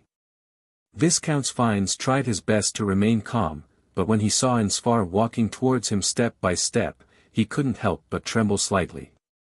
Finally, this terrifying knight covered in blood stopped in front of Viscount Fines and directly took away the sword of Marquis Garcia. Throughout the entire process, Viscount Fines stood there stiffly, not daring to move. Chapter 4:16. The night of the tournament was destined to be a night of revelry. Hundreds of bonfires were set up by the Crystal River. Skinned cattle and sheep were slowly rotating on the barbecue rack. Drops of grease splashed into the bonfire, causing clusters of flames to jump up. Spices and salt were applied, and an alluring aroma instantly filled the surrounding air. Long tables were set up around the bonfires, and vegetables, fruits, and bread were piled on top of them. Tens of thousands of half-elves sat around the bonfires, enjoying the free food and wine provided by Queen Aisha while discussing the events that happened during the day. Some were sighing for Carl Miller, some were cursing the half-elven traitor Omar, saying that he deserved it, and some were arguing about who the champion of the tournament would be, but no one was talking about Ensfa Lut. This former Duke Lut's performance in killing Knight Omar in the martial arts competition today was very satisfying, but it made the half-elves shiver when they thought about it. That kind of indifference to the lives of others, and even to their own, was no different from the devil. The current lively atmosphere was not suitable for talking about such creepy things. They should eat roasted meat, drink wine, and enjoy the happy time of the hunting festival. The half-elven nobles would of course not crowd with the commoners at the picnic. Their own banquet was held in the half-elven palace. Hundreds of fish oil candles lit up the elegant and gorgeous banquet hall as bright as day. Hundreds of half-elven nobles and guests gathered in the hall, quietly waiting for the banquet to begin. The wine and food had been prepared, and the enticing aroma floated in the air. But the nobles and guests present stood with their hands by their sides, looking at the center of the hall. There, Queen Aisha was wearing a gorgeous palace dress, revealing her white jade-like right shoulder and a pair of well-proportioned and moist arms. A purple belt accentuated her slender waist, and she did not look like a mother who had just given birth. Her green hair was woven into a complicated and gorgeous style, decorated with sparkling diamonds and silver hairpins. Under the illumination of the candlelight, it emitted an enchanting glow. At this moment, she was holding a knight's sword, resting it on the shoulder of Knight Joseph, who was half kneeling in front of her. "Joseph Pallone, are you willing to pledge your loyalty to me?" Knight Joseph, the runner-up of the tournament, could no longer maintain his calm demeanor. He raised his head and looked at the dazzling Queen Aisha. "I, Joseph Perrin, offer my unparalleled loyalty to the great bloodstained thorn, Her Majesty Aisha Miller. As long as I live, your will be my goal, and your instructions will be my belief. I swear in the name of the ancestors of the Perrin family that I will be loyal to you forever." The Perron family wasn't a prominent family in the half-elf kingdom. They had even fallen to the point where they had lost their noble title. However, the illegitimate son of such a fallen family, Joseph Pallone, actually became the champion of the martial arts tournament. The half-elf nobles watching the ceremony were extremely envious of Joseph's good luck. They believed that if the real champion, Knight Carl Miller, had not died tragically at the hands of Knight Omar, Joseph would not have been able to enjoy such glory. However, only a few people knew that Joseph's strength was not below Carl Miller's. Looking at this scene, Colin suddenly thought that if Joseph had not chosen to give the championship to Carl Miller at the last moment, perhaps the one who died at the hands of Knight Omar would have been himself.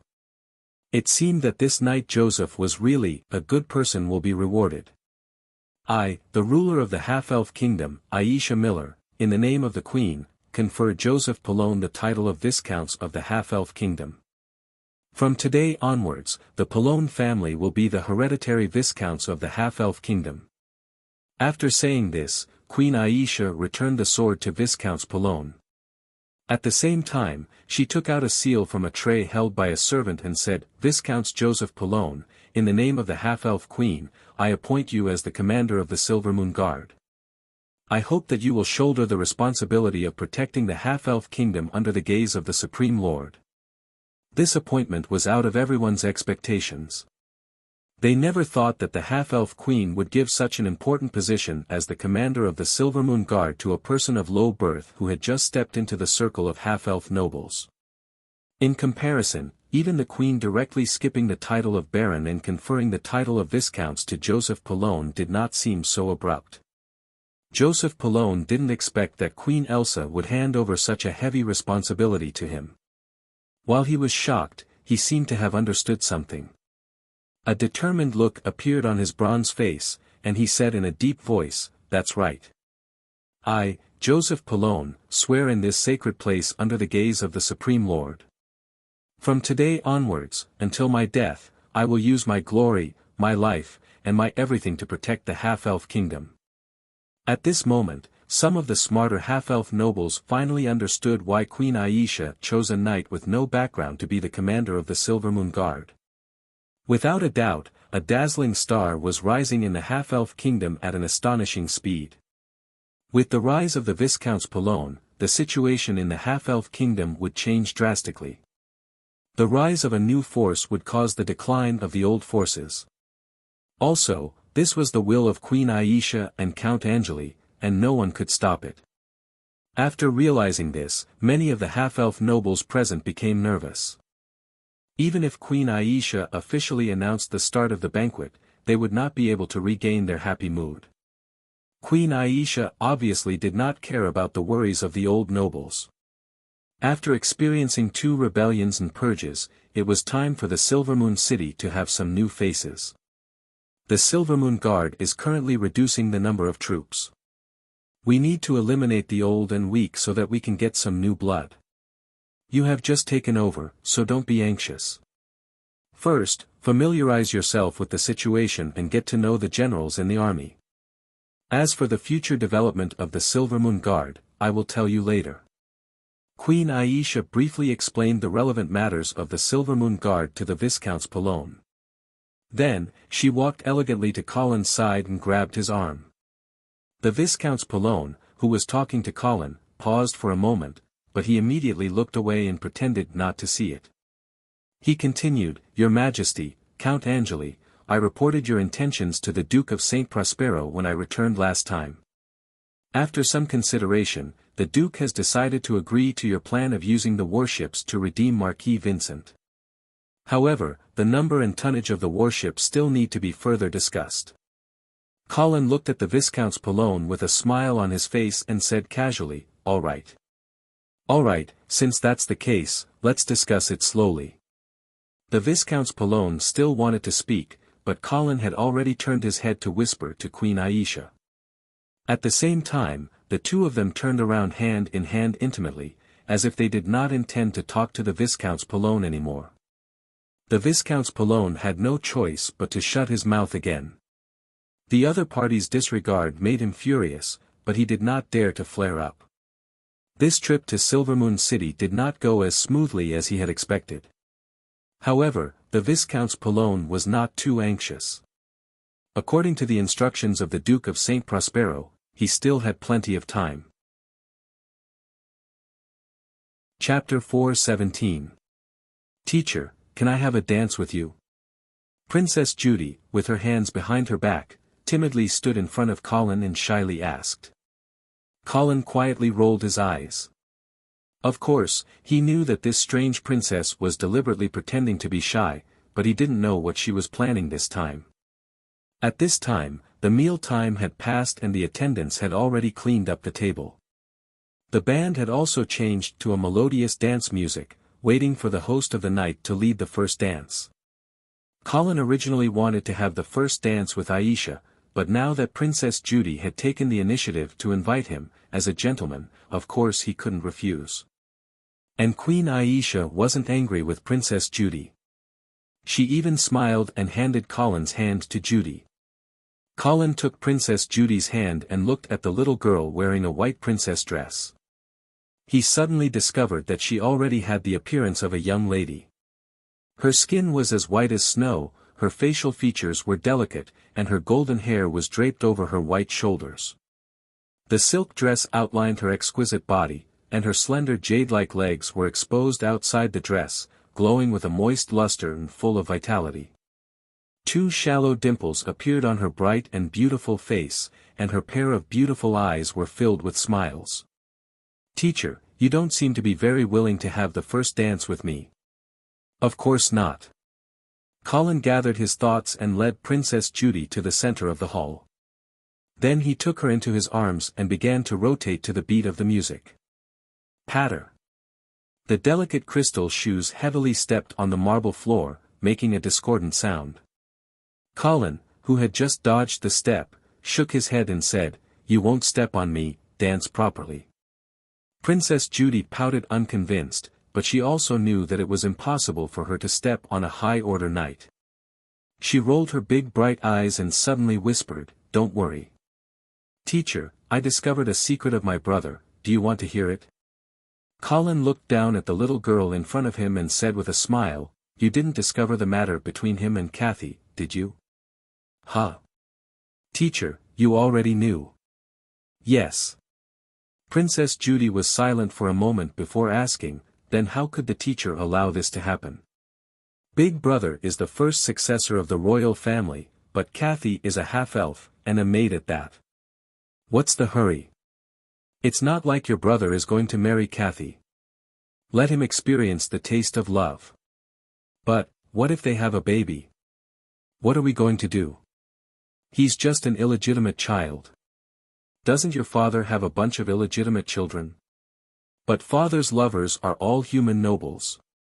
Princess Judy said anxiously, "Teacher, you don't know, but the blood of the royal family can't flow to outsiders." "Is there such a rule?" Colin asked doubtfully. "Yes." Princess Judy nodded seriously. "The first emperor, His Majesty Ganiya, made the rule himself. The bloodline of San Lorenzo must not be passed to outsiders." "Why? How would I know?" Colin frowned and fell into deep thought. This was actually a strange rule. After all, other paladin families could intermarry with outsiders. For example, the House of St. Hilda had married their daughters to trolls many times, and even Vera almost married the half-elf prince. So why was the San Lorenzo family not allowed to intermarry with outsiders, and they couldn't even have illegitimate children? Bloodline. Wasn't the bloodline of the San Lorenzo family also the bloodline of the paladins? Seeing that Colin didn't speak, Princess Judy was a little anxious, and she shouted, "Teacher." Colin came back to his senses, but he still didn't care too much. He casually said, "What's the hurry? Just let them take contraceptive measures." In fact, in this era, there were already contraceptive measures, such as the intestines of some animals, and some special drugs. In short, if he didn't want Prince Harrison and Kathy to have a crystallization of love, it was not a difficult thing to do. Really? There are contraceptive measures? Princess Judy blinked her big shining eyes and asked curiously. Children shouldn't ask too much. Colin didn't explain much. He was thinking that he would have to tell Harrison to pay attention to this point later. If there really was a human life, it would be really difficult to deal with.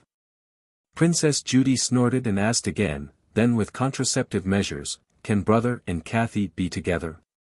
As long as they don't get married, of course it's up to them, Colin replied casually.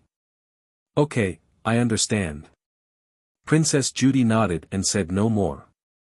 When the song ended, Colin brought the little girl to a stop. He suddenly said, Harrison sent you to test me, didn't he? Princess Judy's body trembled slightly, and she lowered her head to avoid Colin's gaze. She said guiltily, of course not. Colin smiled faintly and didn't pester the little girl. He let go of her and let her run away. Just as Colin was about to talk to Prince Harrison, Queen Aisha suddenly walked over. Colin grabbed Aisha's hand and was about to explain, but Aisha had already handed him a letter. She lowered her voice and said, Don't worry. I just received the letter from Austere City. Colin hurriedly took the letter and opened it. Then, his expression changed instantly. Seeing this, Aisha asked softly, What's wrong? Colin handed the letter over.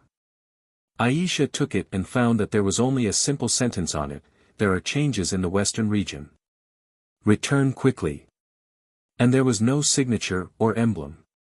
As if seeing Aisha's doubts, Colin explained softly, This is Archbishop Ajani's handwriting.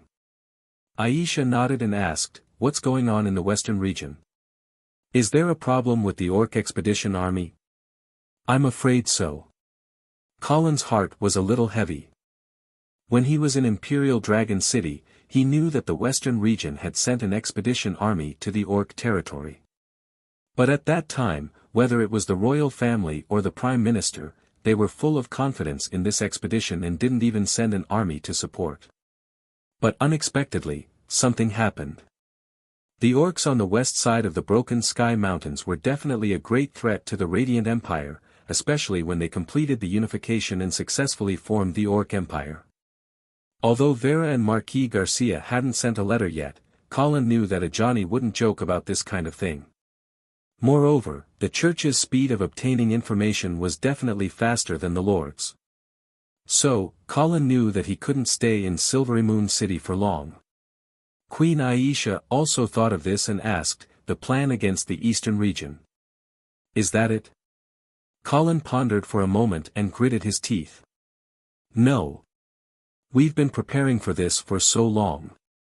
How can we give up at the last minute? What's more, I've said long ago that we must settle this account with the House of Saint Prospero. Aisha frowned and advised, but if the Orcs are really about to invade, I'm afraid the timing isn't too good. It doesn't matter, let's end this quickly. Colin immediately made up his mind. Moreover, the Orc invasion is an excellent reason to confuse the eastern region. But before, we pretended to be leisurely to lure the eastern region. If we suddenly show urgency now, the eastern region will definitely realize that there's a problem. Colin pondered for a moment. Suddenly, he saw Prince Harrison holding Kathy's hand as they walked onto the dance floor. He smiled and said, I have an idea. Chapter 4:18. It was already late at night, and the hunting festival banquet finally came to an end. The guests left one after another. Viscount Finn also bid farewell to Queen Aisha. Just as he was about to leave, he was stopped by an attendant. Viscounts, His Highness Prince Harrison invites you to attend the tea party later. Viscount Finn turned around in surprise and saw Prince Harrison looking at him from not far away. He hurriedly nodded his head in greeting and then said to the attendant, Okay, it's my honor. Then, Viscount Finn was led to a reception room by the attendant. The interior of the hall was luxuriously decorated with a distinctive style. There were 3 crystal candlesticks hanging from the ceiling. The candlelight was refracted through the pure crystal and became dazzling, filling every corner of the reception room. Before Prince Harrison arrived, Viscount Finn walked around the hall casually, admiring the specimens of the ferocious beasts' heads and the unique decorative weapons hanging on the wall with great interest. This kind of bold and luxurious style was obviously not in line with the temperament of a half-elf noble. It seemed that it had been specially modified for Prince Harrison. Thinking about how this prince of the empire had just personally hunted a brown bear at the hunting party, it meant that although this young prince looked quiet on the outside, he had a martial heart.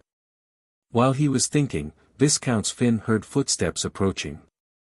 He quickly turned around and saw Prince Harrison walking in. "Your Highness. Count Angeli." Viscount Finn thought that Prince Harrison had invited him alone, but he did not expect that Colin Angeli would also be there. However, he was not too surprised. After all, Colin was Prince Harrison's teacher. He reckoned that this private meeting was not Prince Harrison who wanted to see him, but Colin. Viscount Finn had a few thoughts in his mind in an instant, but on the surface, he bowed and greeted the two people who came in elegantly and indifferently. Prince Harrison sat down on the main seat. Then, the half-elf maids quickly walked in and served the three of them flower tea and honey. Viscount Finn tasted the flower tea in his hand. From time to time, he would peek at Colin from the corner of his eye, trying to see some clues from his face. Unfortunately, he didn't find anything. Prince Harrison put down his teacup, cleared his throat, and said in a slightly immature voice, "I'm sorry. Count Angeli, Viscount Finn, I invited you here to tell you some bad news." Viscount Finn's heart skipped a beat. He quickly looked at Colin and saw that he was also puzzled. He continued to listen to Prince Harrison. "I just received a letter from Imperial Dragon City. The expeditionary force sent by the western region to the west of the Broken Sky mountain range met with an accident. The Radiant Empire is likely to face the threat of the orcs again." "What?" Viscount Fines was obviously shocked by this news and could not help but exclaim. At this moment, he no longer cared about the conflict with the northern frontier. He immediately asked, "Your Highness, has the Orc Empire been unified again?" Colin also had a shocked expression on his face as he asked in a deep voice, "How many casualties did the Western Expeditionary Army suffer? What about the Duke of Sangre? How is she now?" Prince Harrison's eyes flashed. He coughed lightly and said, "I'm not sure about the specific situation right now, but my father has asked me to return to Imperial Dragon City immediately. But before I leave, I hope that the eastern region and the northern frontier can resolve some misunderstandings and conflicts. After all, the threat of the orcs is too great. The lords of the Radiant Empire need to unite and cooperate sincerely to survive this disaster together." Viscount Finn gradually calmed down from his shock. His first thought was, could this be a conspiracy by the northern frontier? After all, Colin Angeli was Prince Harrison's teacher. Would he deliberately instruct Prince Harrison to deceive the eastern region with fake news? But soon, Viscount Finn denied this guess. First of all, fake news was too easy to be exposed. The House of Saint Prospero was not stupid. They would definitely verify it themselves. Secondly, according to the Earl of Avon's previous inference, Colin Angeli's strategy at this time should be to stall for time and wait for the support of the Northern Frontier Army to arrive at Silvermoon City. Then, he would have a showdown with the Eastern region and announce the death of Marquis Vincent. In this way, even if the Eastern region wanted to take revenge, they would not dare to cross the Raging Water River and fight the Northern Frontier Army in the Half-Elf Kingdom. The House of Saint Prospero could only helplessly accept this humiliating result. Therefore, this time, Viscount Finn's attitude was tough as soon as he came on this diplomatic trip. He even deliberately caused trouble at the hunting party because he knew that Colin Angelo was just bluffing at this time. Before the army of the northern region arrived, he did not dare to fall out with the eastern region. Thinking about it this way, Colin Angeli did not need to make up such a lie that was very likely to be exposed to forcibly stop the eastern region's revenge. However, if the orcs were really about to invade, it would really be a great help to the northern frontier. A trace of worry rose in Viscount Finn's heart. He raised his head and looked at Colin Angeli opposite him, but he saw that the other party's face was also dignified. It seemed that the news of the orcs had also caught him off guard. Therefore, Viscount Finn said tentatively, "Your Highness, as I have always reiterated before, the eastern region has no intention to be enemies with the northern frontier or the half-elf kingdom, not to mention now that the enemy is in front of us. Of course, we are willing to work hard to eliminate the misunderstanding between the two sides and reach a settlement. Therefore, as long as Count Angeli agrees to release Marquis Vincent, we will not take the initiative to provoke and cause more trouble. Prince Harrison nodded with satisfaction, then turned his gaze to his teacher. Colin's face was gloomy, and he said coldly, Marquis Vincent's actions in Silvermoon City have caused great harm to the northern frontier and the half-elves. If the eastern region does not have enough sincerity, I will not let him go so easily. Viscount Finn immediately said, My lord, the Duke of St. Prospero has already said that he is willing to exchange 3 heavy warships, 50 paddle warships, and 100 logistics transport ships for Marquis Vincent. Not enough. Colin said flatly. Viscount Finn sneered in his heart. He felt that at this time, the Count of the northern frontier was still stubbornly holding on, so he said with a troubled expression. My lord, this is already the greatest sincerity that the eastern region can give. Add 3 more heavy warships and 20 more transport ships. This. Viscount Finn pondered for a moment, and then, as if he had made a great decision, he said, Well, my lord, I will go back and report to the Duke of St. Prospero. I hope he will agree. Prince Harrison hurriedly said, Please hurry. After all, the situation in the western region is critical. We must solve this problem as soon as possible. Yes, Your Highness. Viscount Finn bowed to Prince Harrison. Then, without further delay, he immediately turned around and left. After Viscount Finn's back disappeared from the hall, Prince Harrison stood up and moved to Colin's side, asking, Teacher, how was my performance? Not bad. Colin patted Prince Harrison's shoulder with a smile. Prince Harrison's face lit up with joy. After a while, he asked, Teacher, why did you ask me to tell the Easterners this news? Colin smiled faintly and said, Because the same news will have a completely different effect on different people. Prince Harrison frowned, as if he couldn't fully understand his teacher's intention. He hesitated for a moment and was about to ask again, but he heard Colin say, Look more, think more, and ask less. Because the answer you get is likely to be a lie, but a person's actions can't be faked. Yes, teacher. Prince Harrison nodded thoughtfully. Chapter 419. Alfalfa City. The garden behind the Cathedral of Holy Light was filled with the faint aroma of black tea. The Earl of Avon looked at the slightly bleak yet undefeated late autumn scenery in the garden and said, Look, there must be hundreds of flowers blooming here in the summer, but they disappear in the blink of an eye.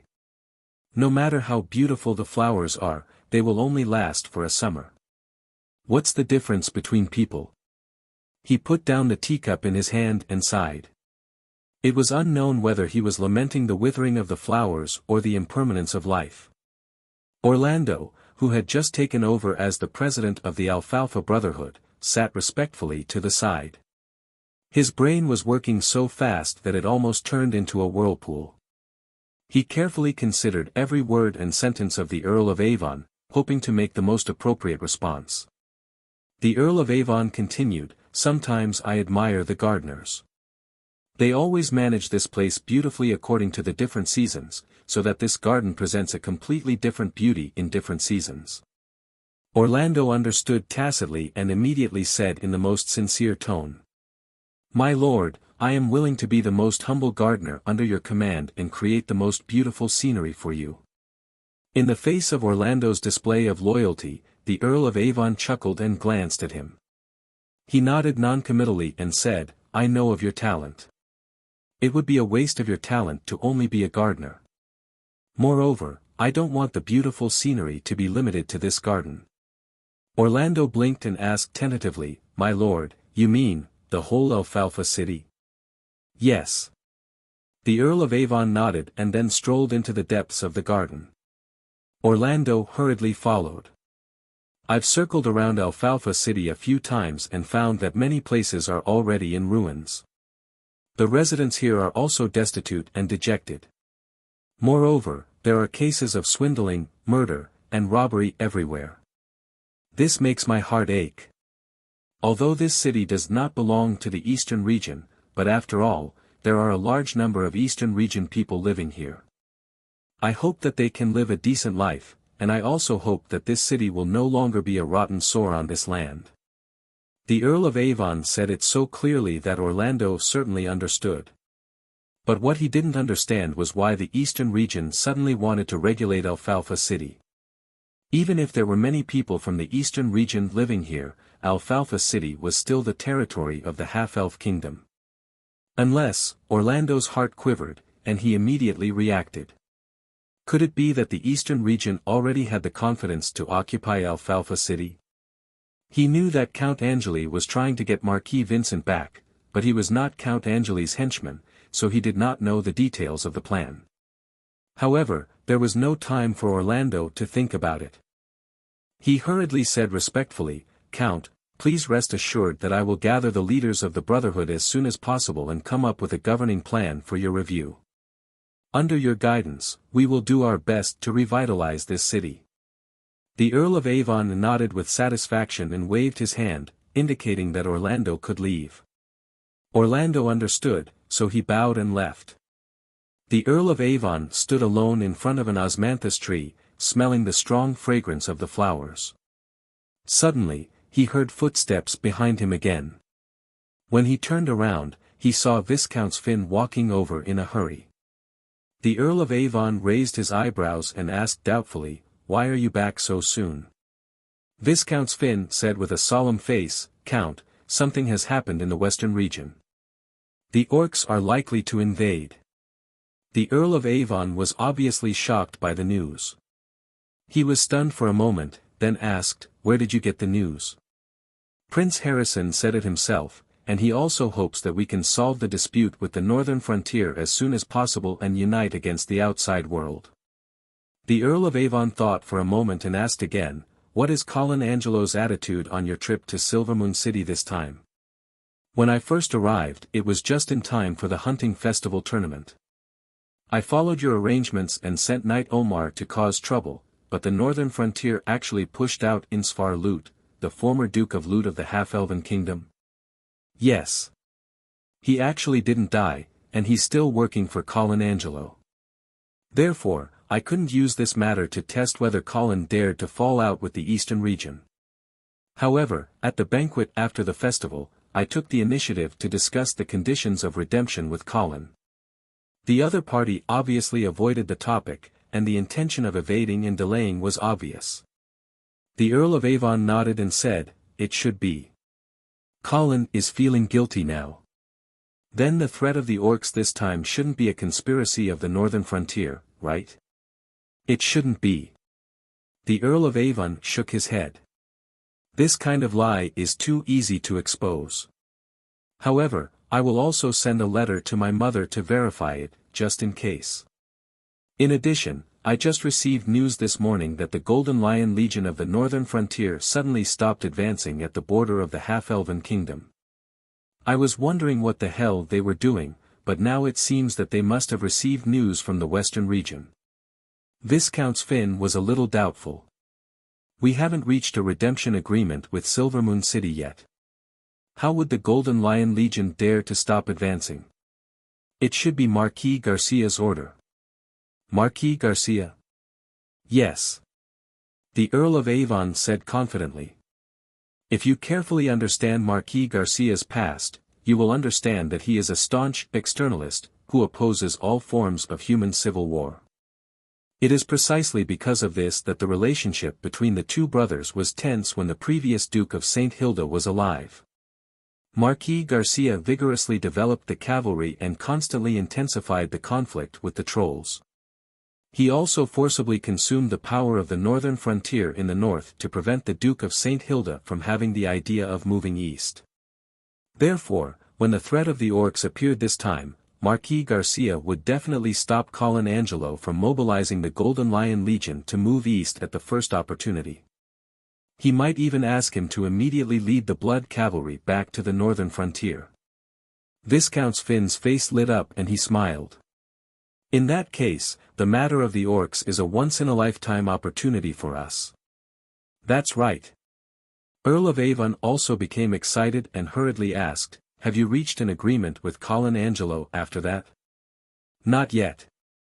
Colin Angelo opened his mouth wide and added 3 more heavy warships on the basis of our bottom line. Do you think he is still trying to delay? Agree to him. Earl of Avon ordered without hesitation. No matter what he is thinking, we can't miss this opportunity. Viscount Finn hesitated and said, then the Duke of St. Prospero, I will talk to my father. You will rush back to Silvermoon City immediately and represent the House of St. Prospero to sign a redemption agreement with Colin Angelo. Be fast. We must hurry and completely eliminate the threat of Colin Angelo before Emperor Reinhardt issues the war order. Yes, Earl. You're tuning into the Han Lee's Wuxia Adventures YouTube channel. We're so grateful for your support and don't forget to subscribe to join us on this incredible journey through captivating stories. Your generosity through donations truly makes a world of difference, as it's the primary source of revenue that allows me to expand and enhance this channel for you. Thank you from the bottom of my heart for being a part of this adventure.